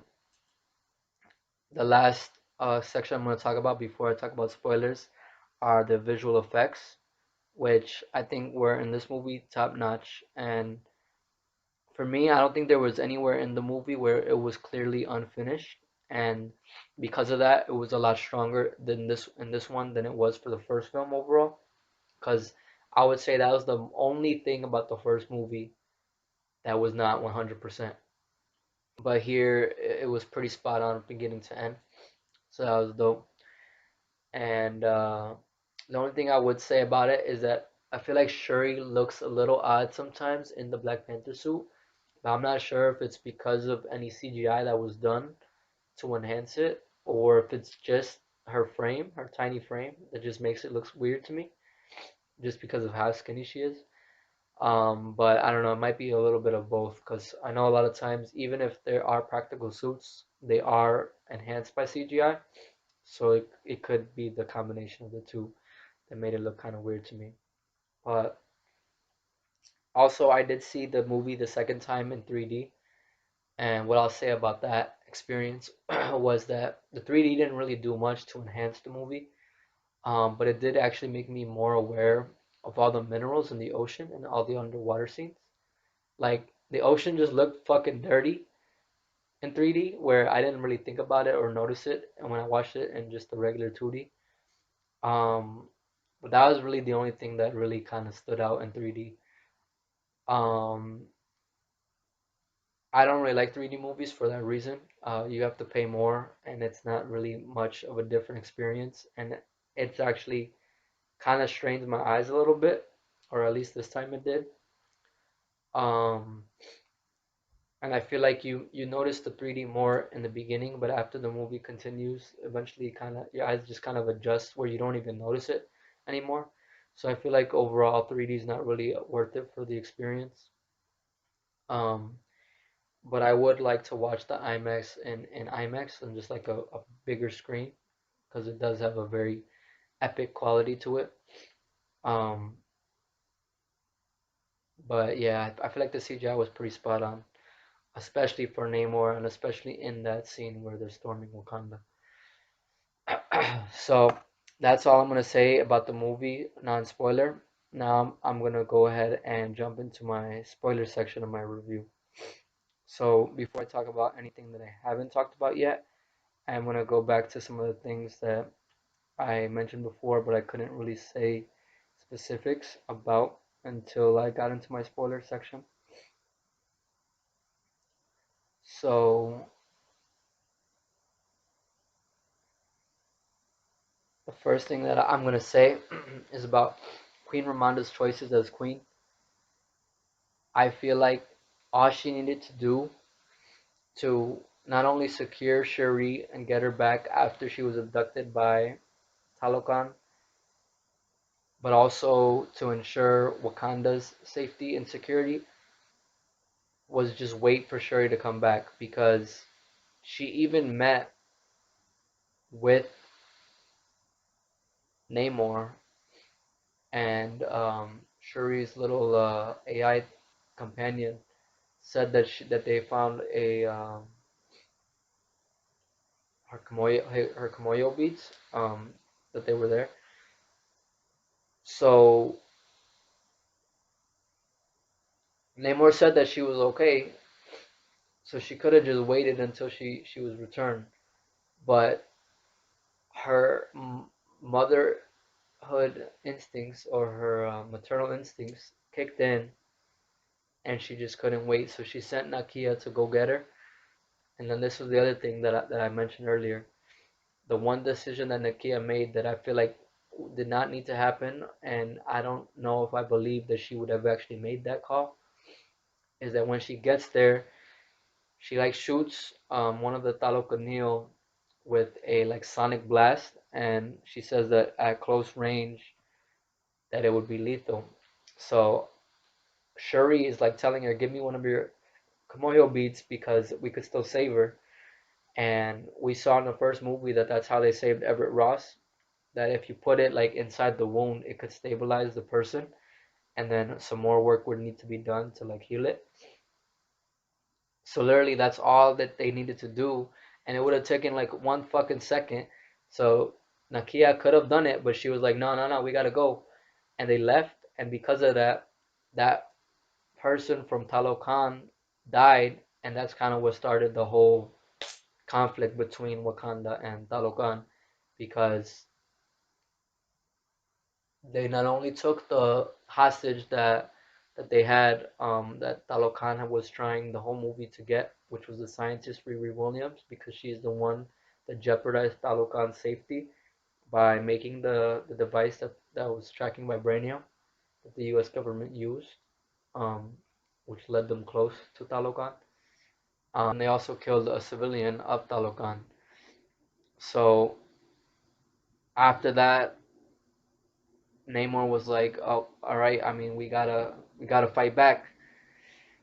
And I showed weakness, and he even told his people like, "I made a mistake." Um, basically being light on them, and that's when he goes back down and he wears his crown, and he's like, "Yeah." And then they go right away. They fucking attack Wakanda, and they kill the queen. And the queen's death was also like her own fault, because he told her that if they do anything that jeopardizes Talokan, that he will attack Wakanda and he will kill her. He warned her, but she still did what she did, and he did what he said he was gonna do. Um, and he was telling Shuri while she was down there in Talokan too, his plan. Like all he wanted was a scientist, or if he was not gonna get the scientist, that he was gonna wage war upon the surface world, because they're gonna come for them eventually. So he might as well attack first, strike first, and that Wakanda and Shuri could join him, or they could be the first to go. And she denies, because she's not gonna start war with the entire world, which is actually kind of similar to T'Challa and Killmonger's plan from the first movie, which was basically what he was gonna do, but he was gonna liberate people that were oppressed in different parts of the world. So it was a little bit different. Whereas Namor is gonna literally like fuck everything up on the surface. Um, but that shit was crazy when he attacked. And the crazy part about it is that like the queen still could have survived. Like I don't think Namor, like he did intend to kill her, but he left it so that she could possibly survive, but she didn't. And it was because of Riri. And like that's kind of crazy too, because like how Killmonger says when Shuri visits him in the ancestral plane, um if if she was like T'Challa's father and Shuri's father, he would have just fucking killed the scientist right away, or given him to Namor, and that shit would have been over with. But both Shuri and Queen Ramonda decided not to do that. but it was kind of for the worst of Wakanda, unfortunately. But another thing that I was gonna mention was about Okoye. So after she's demoted by, or like loses her rank completely from being part of the Dora Milaje and not and just being the general of the Dora Milaje, was that after that happens, Okoye kind of just disappears from the plot, and this was something that I didn't really notice the first time, but the second time, I do notice, and Okoye doesn't really have much to do that is very exciting or engaging after that point.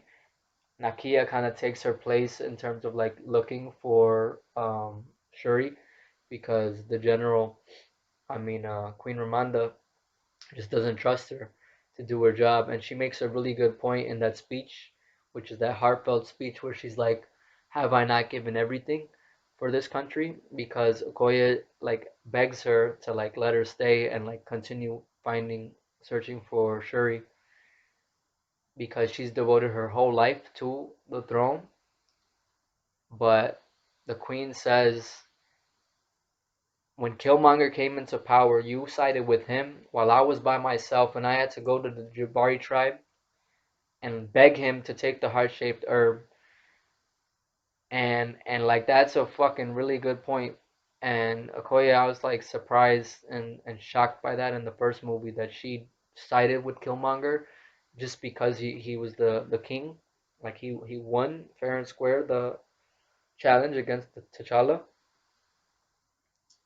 Because in my personal view, you should never devote your entire life, or what's it called? Your loyalty to a mantle or a title that is passed from person to person. You should be loyal to people for the reasons that they give you to be loyal to them. Like they have to earn that loyalty. It can't just be something that you have just because you have a certain status. And that's where Okoye failed in the first movie, and she didn't turn back until she saw that T'Challa was alive. So technically, Killmonger didn't win the challenge because he never died. And she saw the fucking hatred and evil in Killmonger, so that's when she turned on him. But her husband ended up staying on Killmonger's side because he agreed with him more than he agreed with T'Challa about the way to do things. And that's why the queen tells Okoye, now you lost your husband, but where is he? He's still alive. He's in prison. You could see him whenever the fuck you want, but my husband is dead.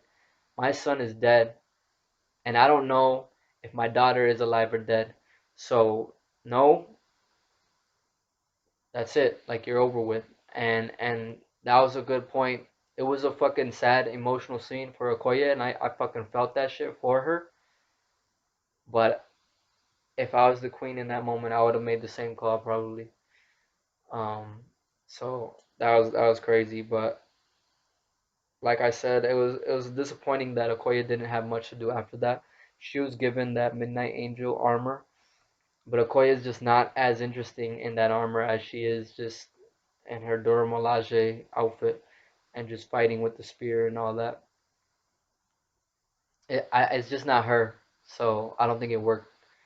But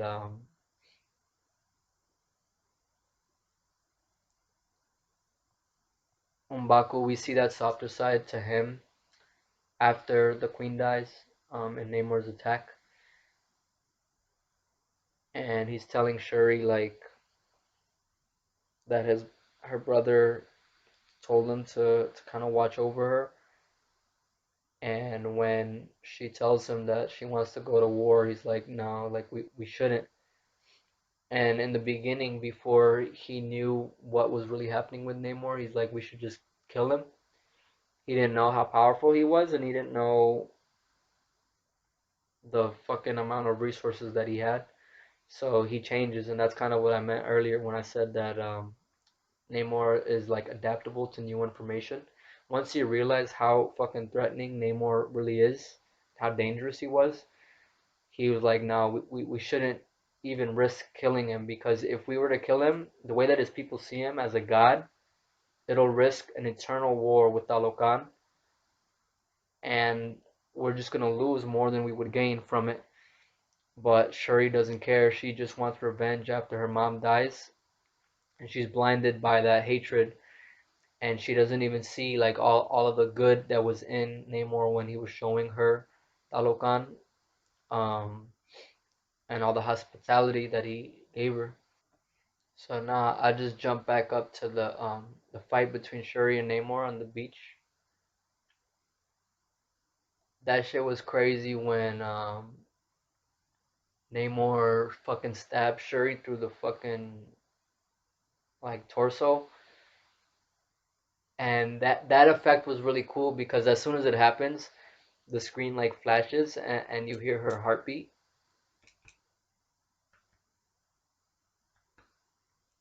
So like she's like impacted by that a lot, and they reflect that through that effect in the movie, which was really cool.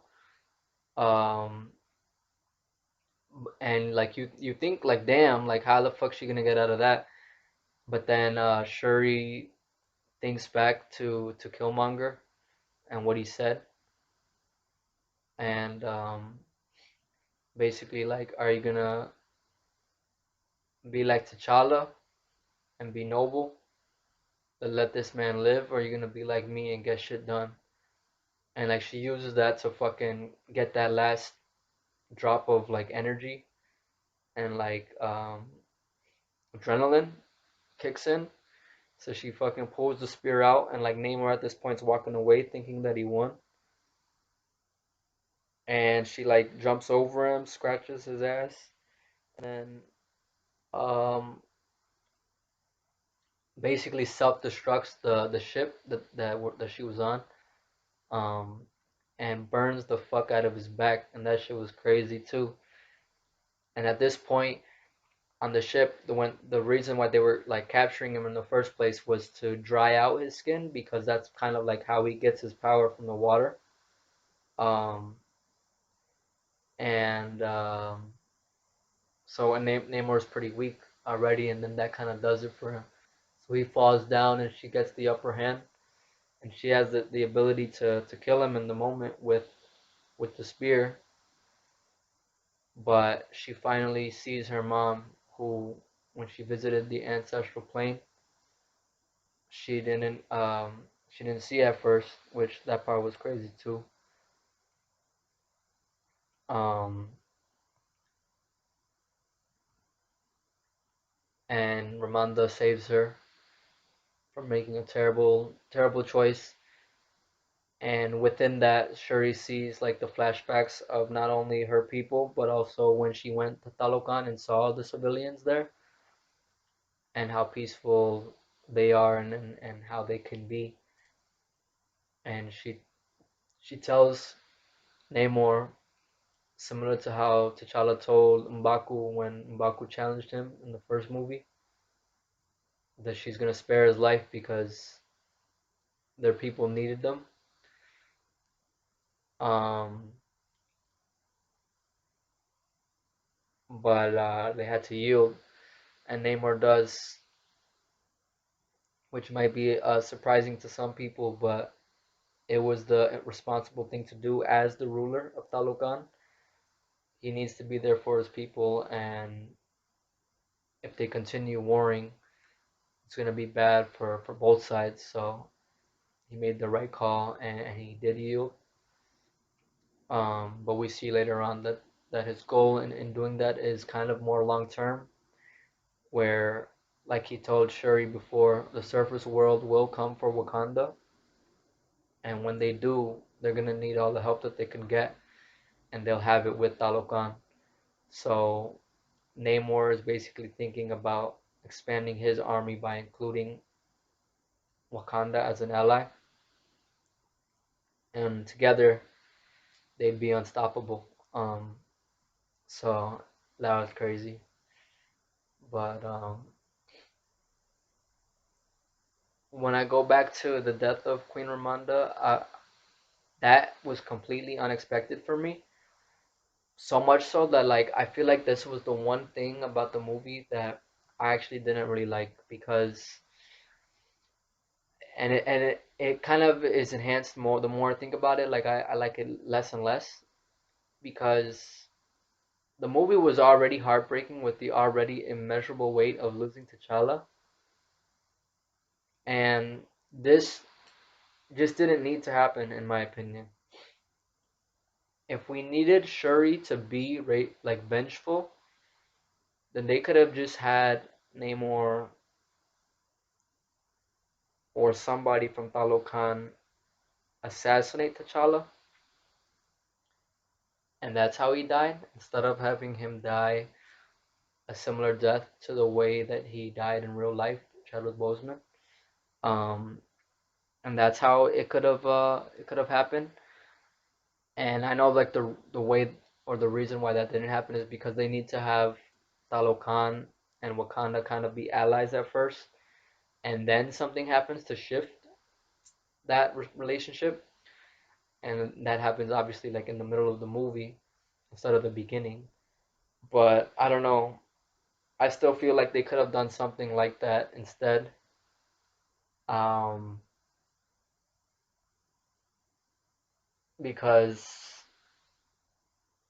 I don't know, like it's just crazy to me. Like it's crazy that Angela Bassett's not gonna be in the movies no more, and it's just Shuri left out of her family, which is insane. Like T'Chaka died because he had to die. He dies in the comics, and that's how T'Challa's king. T'Challa only died because the actor died, but Ramonda literally did not have to die for any good reason, in my opinion. So I just hated that they chose to do that. Um, and the scene itself, I feel like goes by too quick for me to actually feel like the impact of it. Like I think the first time I watched it, that was one of the closest times I came to crying. But I feel like they move on so fucking quick after that like I just don't have time to process it. So like tears didn't fall down, and there was a lot of times in the first watching of the movie, the first viewing, where I did almost cry. But the part that hit the most was definitely later on. But before I talk about that moment, I'm gonna talk about the Killmonger cameo, which I did bring up already, and I feel like that was fucking perfect. The way that they did it was spot on. This was another thing that I didn't really expect to happen. A lot of people like were kind of wanting Killmonger to be in it, and a lot of people actually wanted him to like basically be resurrected in some way and become the new Black Panther again. I'm glad they didn't do that because that just wouldn't have made sense. This was like the perfect way to include him through the ancestral plane, and the reasoning for Shuri to see him and not Ramonda or even her father T'Chaka made sense because in the moment she was feeling rage and like vengeance, which are the feelings that Killmonger had when he went into Wakanda. But um, Michael B. Jordan did a perfect job stepping right back into the shoes of Killmonger from the first movie. So it was just spot on, and the whole fucking fire, adding to the fact that like he burned the heart-shaped herb, and she like hated him for that and kind of blamed him for T'Challa's death indirectly because she could have used that for to save him, and that's kind of what she was working on in the beginning. But because of that, she was not able to actually see him die, so she actually missed his death, and was not able to finish it. She she was kind of holding on to that the whole time since his death and throughout the whole movie. Um, but it leaves me with a lot of questions about the ancestral plane. Is the version of it that the Black Panthers visit when they are just visiting their ancestors real? or is it just a figment of that person's imagination or their subconscious thoughts and desires? Because we know the ancestral plane is a real thing because, well, kind of, in Moon Knight, um, Towerette tells Mark that it is basically that's like an afterlife. So when you die, that is where you go if you are Wakandan, if you believe in that, because a lot of the afterlives are based on what you believe. So like if you believe in heaven, you go to heaven if you earn your spot there.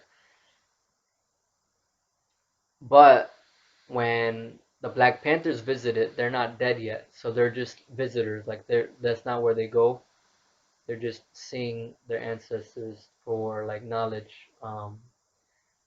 So when they go, are they actually there, or are they just kind of imagining it? And the reason why I say this is because Killmonger, when Shuri visits him, says to her, because she asks him like, how are you here, and like why am I seeing you? And he's like, it's more about why than how. And that exact line was said by Namor earlier in the movie when she's like visiting and he's kind of giving her the tour. And I think she's asking Namor in that moment, basically like, I think how I think Talokan was like founded. How they get to the water, and he's like, no, it's not about how, but why. And that's when he gives the backstory. It was because the Spanish conquerors were invading the Mayans' land, so they kind of drove them into the ocean. But that's just one detail that kind of like makes it questionable. And then the other thing is that Shuri, when she visited, did not end up in that big field with the tree with the panthers on it, like how T'Challa did when he visited his father. Um, and maybe that could be a result of her lack of faith. Like she didn't believe in it to begin with, and Killmonger even tells her like, "Did you even believe in the ancestral plane?" And she tells him like, "No." So that could be part of it. Another part could be that the herb that she consumed was not the original heart-shaped herb because she made it, so it was like a superficial version of it. And maybe all of that combined is why her experience of it was different. She didn't do the whole ritual where she goes in the sand and like comes out of it. When she wakes up, she first wakes up in the water because that's where her mom died, and that's why she's feeling all that she's feeling because she's just angry about that. Um, so I don't know. It's very interesting. It's very open ended. Like they don't give you any answers, but it is interesting to think about. Um, but now I am going to talk about the one thing that made me did actually shed a tear the second time I watched the movie, and it's the mid credit scene. So at the end, Shuri finally burns her funeral robes, which her mother wanted her to do in the beginning. After that first like 1 year gap between T'Challa's death and like the present day of what's going on in the movie.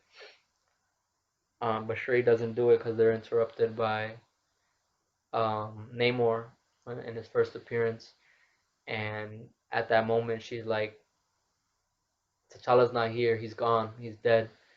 Anything that where you think that he's visiting you, because Ramonda tells her like that she felt him in the wind and his hand on her shoulder, is just her wanting to feel better about it. So that's like the first glimpse that we get that she has a lack of faith in the movie. But at the end, she finally does. She burns his robes as a way to like kind of move past his death and move on with her life. And she recalls all the times that she spent with him, and we see like a montage of some of the scenes that he had and that they shared together from the first movie. And that was a very beautiful scene. And that's how the movie ends with Rihanna's song "Lift Me Up," which is like an ode to to, to Chadwick Boseman. And I didn't even know this at first, but I found out like more recently that Ryan Coogler, who wrote the movie, also wrote the lyrics for that song. So that's kind of crazy. But then the one post-credit scene after those like credits, those first batch of credits, we see that Nakia actually had a son with T'Challa, and we actually saw him earlier when Ramonda visits Haiti and goes to Nakia for the first time. He was the first person that like introduced himself to the queen, and she introduced him as Toussaint or Toussaint, and he's actually named after a French like revolutionary who liberated the French from, I mean the Haitians from the French. Um, so his name means a lot of things, and the French were the ones that were trying to get vibranium in the beginning of the movie, so it kind of comes full circle there. But then he tells her a secret because his mother told him that she can keep a secret, and he says that that's only his Haitian name. And she asks him in I think the language that the Wakandans speak is Kosa, which is a real life language. Who are you? In Wakandan, and he tells her that he's Prince T'Challa, named after King T'Challa. So like that shit fucking hit like that. I did feel that, and I think this was one of the best credit scenes in the entire MCU. Um, and the decision to name him T'Challa, I feel like perfectly blends both wishes for the character of T'Challa, from fans who like wanted him to be recast, and then those who agreed with the filmmakers that's not the way to do it, especially in such a short time after the actual death of Chadwick Boseman, because it kind of does both things at once. By naming his son T'Challa, he is essentially recast as this young kid, but at the same time, because he's a different version of him, it doesn't take away from Chadwick's portrayal of him, but it also allows his legacy to live on, because not only is there a new T'Challa, but in the universe, T'Challa actually like has a son, which that is how people's legacy lives on most of the time. You live on through your kids, because after you're gone, they live on, and hopefully they have kids and they continue your like bloodline. Um, and a cool thing about it too, especially for comic book fans, is that this version might match more closely with the comic book version of T'Challa, because in the comics he's a child king who eventually grows into the role of Black Panther. So they might actually do something similar to that with young T'Challa here. The next part I want to talk about is Val, who, with Everett Ross's CIA side of the plot, was also something I did not expect at all, coming a mile away.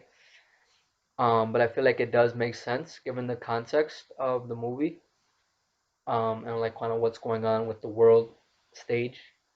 Um, and she's received a promotion since we like really have seen her before, where she's actually the director of the CIA, and along with the president who wishes to take offensive action against Wakanda, because they think Wakanda was the one in responsible for the barge, or not the barge, the like the ship at the beginning with the humans when Talokan is first introduced, and then later for abducting Riri Williams, who was like an asset for the government. Um, and that's basically what Everett Ross's role was in the movie, to kind of like quell that conflict that was possibly gonna happen or start. And we also find out that Val was the ex-wife of Everett Ross, which is very interesting and adds some history to her as a character and that direct connection with Ross, which we might see more of as we go forward in the MCU. And because of Ross's siding with Wakanda more than his own government, he was basically committing treason, and because of that, Val had him arrested. But at the end of the movie, we see Okoye free him, and that was actually a funny line too when she says, "I really have seen everything now." A colonizer in chains. That was a good ass line. Um, but because of that, he's gonna kind of be on the run in the next thing he's gonna appear in, which is the Secret Invasion show. And a theory that I have for that is that either Val or Ross himself is a Skrull. So they're definitely gonna tie in. I'm sure Val will probably be involved in some way in that show, if not at least mentioned. Um, but we know Everett Ross is going to be because he was already in the trailer. And the president that was mentioned in this movie who wanted to take offensive action against Wakanda will show up in the flesh in that show as well. So he's gonna be part of that plot from the Skrulls, who are basically infiltrating and have been infiltrating Earth nations to take control of the planet.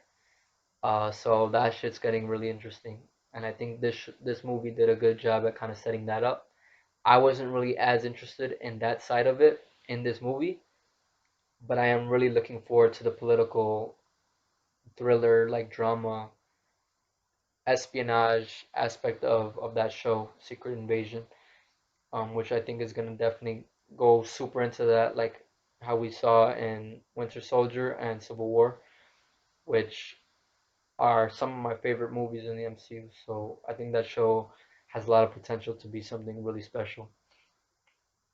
But the last thing I want to mention are some theories about where things are gonna go past this movie, and like that whole plot with Wakanda and vibranium and the world trying to get access to it. I think the next time we're gonna see something regarding all that is in the Captain America movie with Sam Wilson, New World Order.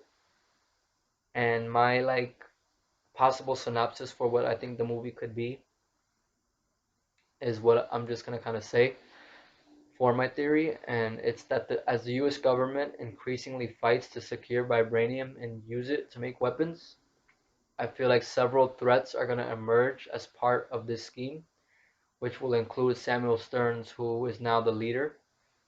Um, and I feel like it's possible that he was Riri's mysterious professor that we didn't ever get the identity of from the movie, who sold her designs of the vibranium detector to the government. And I feel like the way that this is possible is that because the leader is so smart, he's like a genius. That was his power that he got from the gamma blood that dripped onto his head from the Incredible Hulk movie, which is the last time we saw him. He probably found out how to kind of change back and forth. If he has like a green form of himself, he could probably change back and forth into his human form and his like Hulk form. So he's probably just like still teaching as like a regular professor, possibly at MIT, and he was the one that sold it. Um, but if not, it might tie into kind of like what we saw from the She-Hulk show and kind of like be branched off of that, where the government is doing a lot of things where they're trying to build more super soldiers, like we saw with John Walker and the Flag Smashers, and then with vibranium and using that to make weapons. But obviously, the new Captain America, Sam Wilson, will rise up to combat all of these threats that are starting to form and to protect vibranium from falling into the wrong hands. And he will once again enlist the help of Bucky Barnes, who is also Wakanda's White Wolf, and together they will weed out corruption within the government and ease these rising tensions between the U.S. and Wakanda. And I feel like Sharon Carter will be part of this, and she might be one of Val's contacts, and like that might be who she was talking to at the end of Falcon and the Winter Soldier. So I think she's definitely gonna tie into all of this for sure. And then it's gonna be a bit of a series for Wakanda, from this starting with this movie into Captain America: New World Order, and then Thunderbolts will be the last project in Phase 5, and I think that will also have a huge presence of vibranium. I think it'll have less direct connection with Wakanda, but vibranium will be a huge factor. And this movie is going to bring together what is essentially like the Dark Avengers, recruited by Val primarily, and then also Thunderbolt Ross, who is also from the Incredible Hulk movie. And we saw him like have a different like rank in the later movies where he became Secretary of State in Civil War, and maybe he has a different role now in the present day MCU. But the team will include John Walker from Falcon and the Winter Soldier now as U.S. agent, and maybe he'll be equipped with a new vibranium shield because I think he lost his shield at the end of that show, so he didn't really have one. And then Yelena, who was recruited by Val, Ghost is gonna be involved somehow. She was always a weapon of Shield that we found out in Ant-Man and the Wasp, so she might factor in again and work for the government. Bucky Barnes is gonna get involved somehow, probably kind of going off of New World Order. He's gonna be continuing to kind of like benefit Wakanda. Maybe he'll be working kind of as a double agent, where he's part of the Thunderbolts team, but actually like assisting Wakanda by relaying information to them. And then Red Guardian will join his daughter Yelena, um, for some reason. I don't know what Val's connections to Russia are, or why the Red Guardian will get involved, unless it's just because of the connection with Yelena.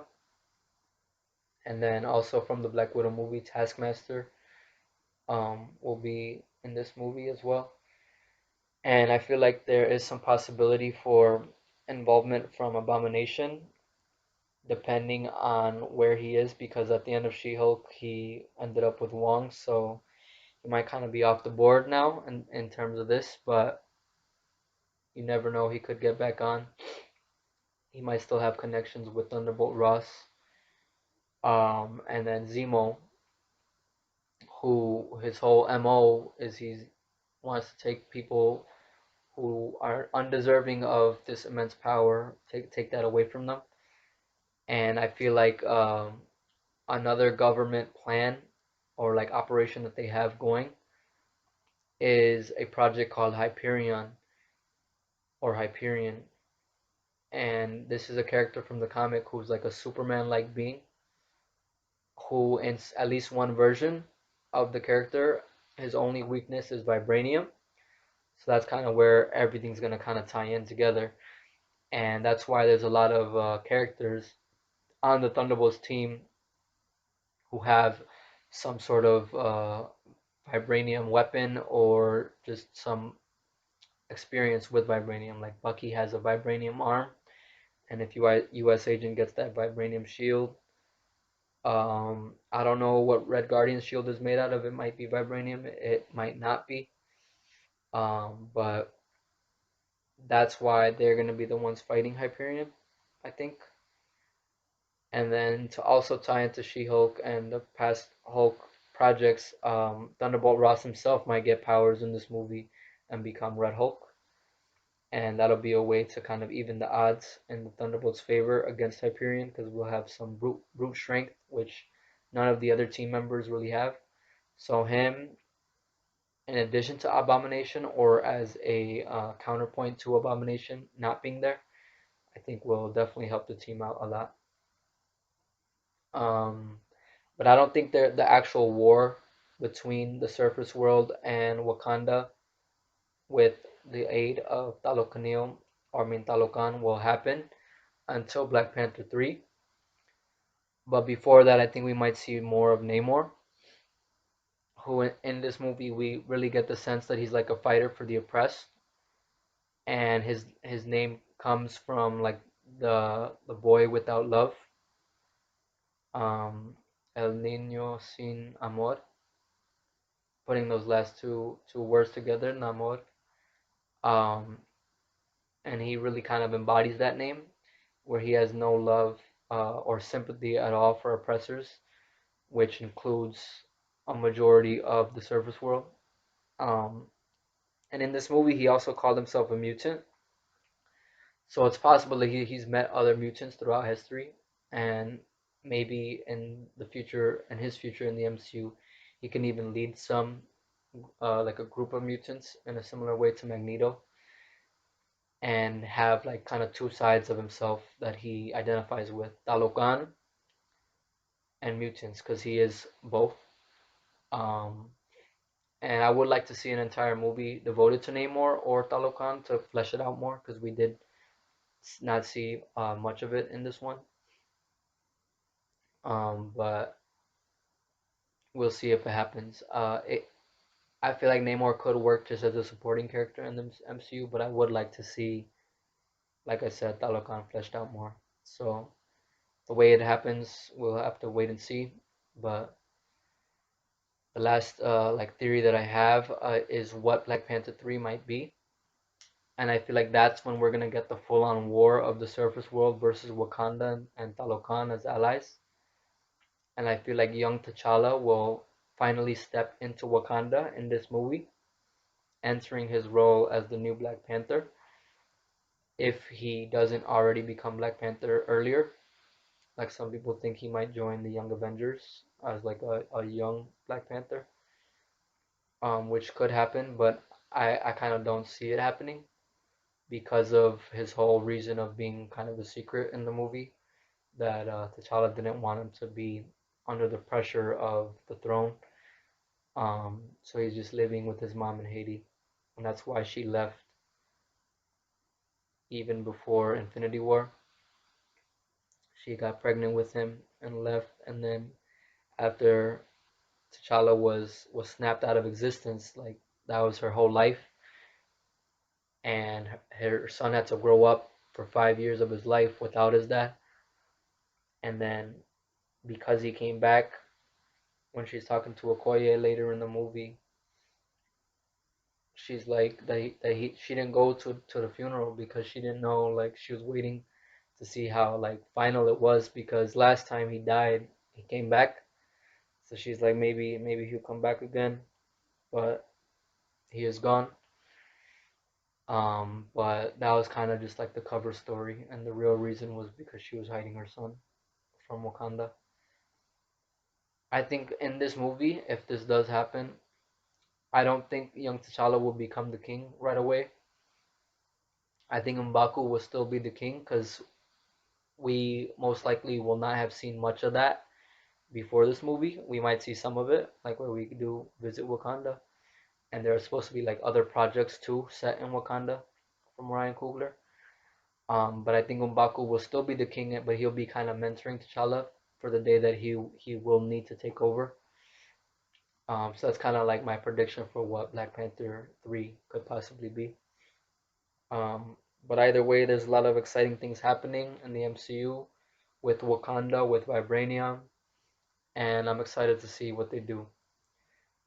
But overall, I love Black Panther Wakanda Forever. Like I said, I think they did an amazing job delivering on what they could given the circumstances, and they set some stuff up for the future that is pretty exciting. So I'm going to end my review there. I hope you enjoyed, and I'll catch you next time. Peace. Wakanda Forever. And Likik Talokan.